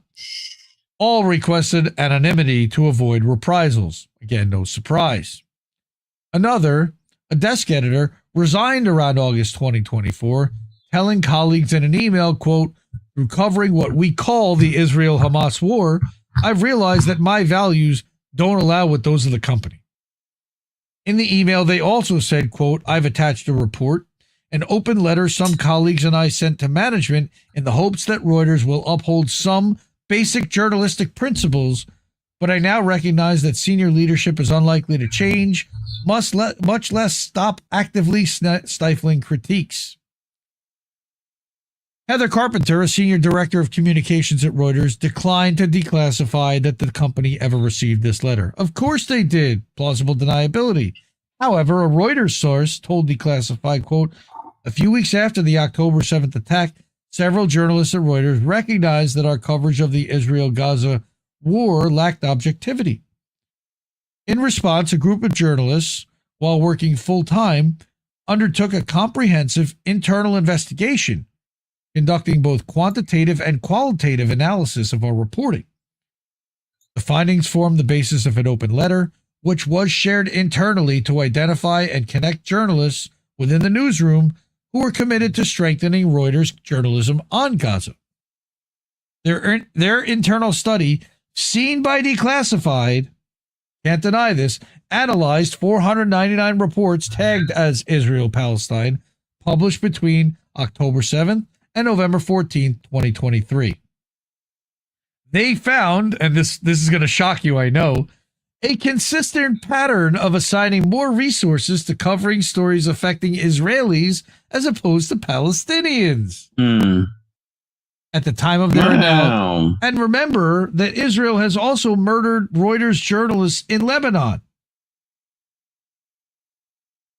At the time of their analysis, or maybe it was Syria, over 11 or both, over 11,000 Palestinians in Gaza had been reportedly killed, around 10 times the number of Israeli fatalities.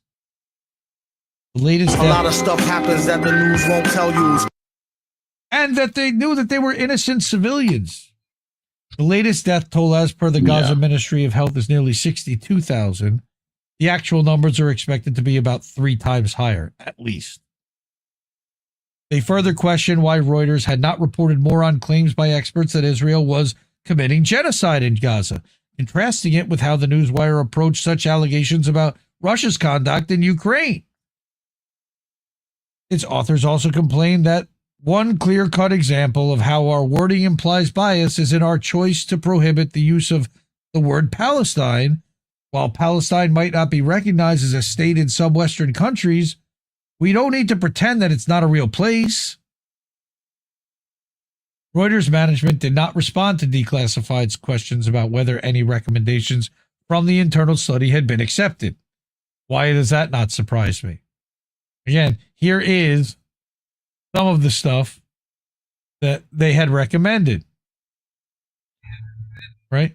By May of this year, however, there were some signs of changes to the style guide, which reflected the earlier internal criticism. Reuters Global News Desk's editor for quality and style, Howard S. Gohler, sent an email with subject Reuters style update on the conflict in the Middle East. Again, whitewashing it right there by not calling it a massacre. Nobody is firing back at Israel at this point. The update allows Reuters journalists to use the word genocide with attribution, but still limits the term Palestine for references to historic Palestine from antiquity to 1948. You can't call it occupied Palestine. Even with the looser restrictions on the term genocide, Declassified's analysis found that Reuters went on to use the word in just 14 of 300 reports on its quote-unquote Israel and Hamas at war page between June 21st and August 7th. And there it is charted out. Just how few times the word genocide is mentioned versus not mentioned out of 300 articles. not mentioned in 286 of them. Terms such as war, campaign, conflict, escalation, and assault were commonly used instead. When genocide was mentioned, it's nearly always with Israel's denial, a practice not afforded to other belligerents such as UAE-backed rapid support forces in Sudan or Russia. The double standard in the coverage of the Gaza genocide and other crimes against humanity, and it's not just Reuters, it's been New York Times and the Associated Press and the Telegraph and the Daily Wire, Daily everything, or a Daily Caller. It's been flagged by the internal staff in the above-mentioned study. Okay, Dr. Asal Rad, big fan of hers, scholar of Middle East history, known as the headline fixer on social media, told Declassified, quote, the pattern you note is essentially genocide denial.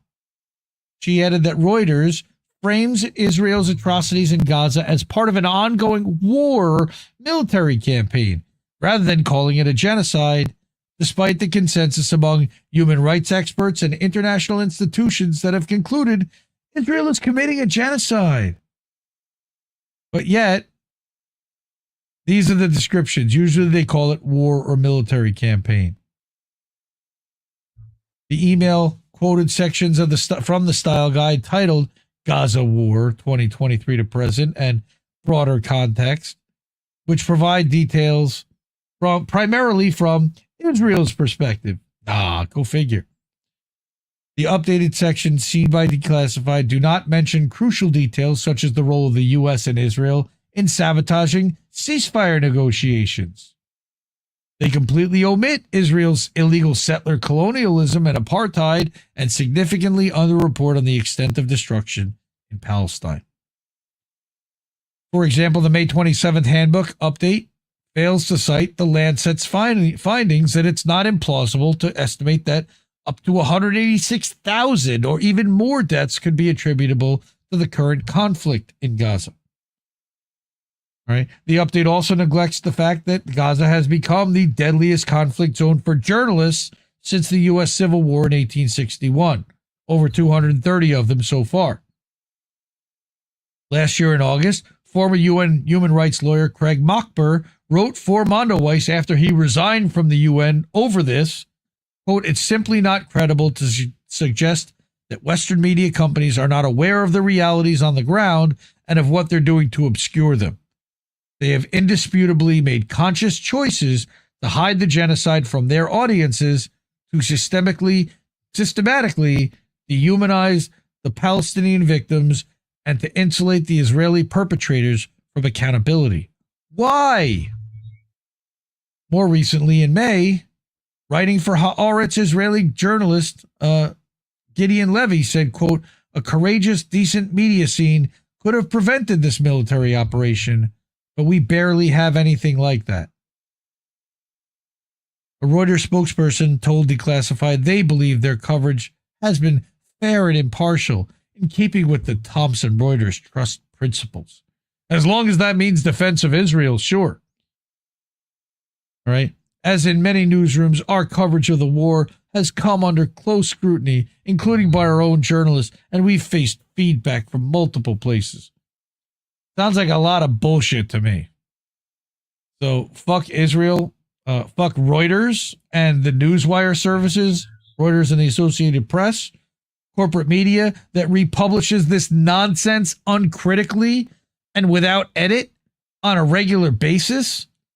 I have been calling this out for years. These wire services push CIA and State Department propaganda almost daily. And it's the fastest way for propaganda to be pushed globally across every major media outlet that most people consider to be credible. We know for a fact that they are not credible and that they've been taken over and serve corporate interests and the wealthy, but most people have not figured that out yet. All right. Fuck Israel again. Cunts. I don't know what we're up to, Kieran, but the cunt counter should be up there. So we're not going to get remonetized by YouTube for that. It's almost 11:30. Wow. Been ranting for an hour and a half about Ukraine and just Israel. We still have the crap that's going on in London, people getting arrested. All right. And then we can talk about Venezuela. Venezuela is a long segment. Again, I may want to come back tomorrow night. If you're able to, and it means, please fund the media you want to see. The ways to do that are with Cash App, $ Indie News Network, ko-fi.com/Indie News Network, at paypal.me/Indie News Network, over at IndieNewsNow.com, where you can click on Keep the Media Free. And then we've got the IndieMediaToday.com Substack, where we're still live right now. Hi to everybody over there. Aaron Paul Against Genocide. How are you, man? Thanks for subscribing. Free subscriber over there. We really appreciate those too. Go follow Aaron Paul Against Genocide over on Substack. Also at IndieNewsNow.com. That's for the network. So by all means, go check that out. Go sign up and go connect with everyone that supports fuck Israel, that movement for sure. Love you all. Thank you so much for everybody who's here tonight. Support independent media because we need it more than ever. I truly believe that. And we'll see you soon. I love you all. Have a great night, everyone. We are out of here. Mwah. Ciao, baby. No! We just fucking lost the stream! I guess this isn't such an awful place. Is that what you want?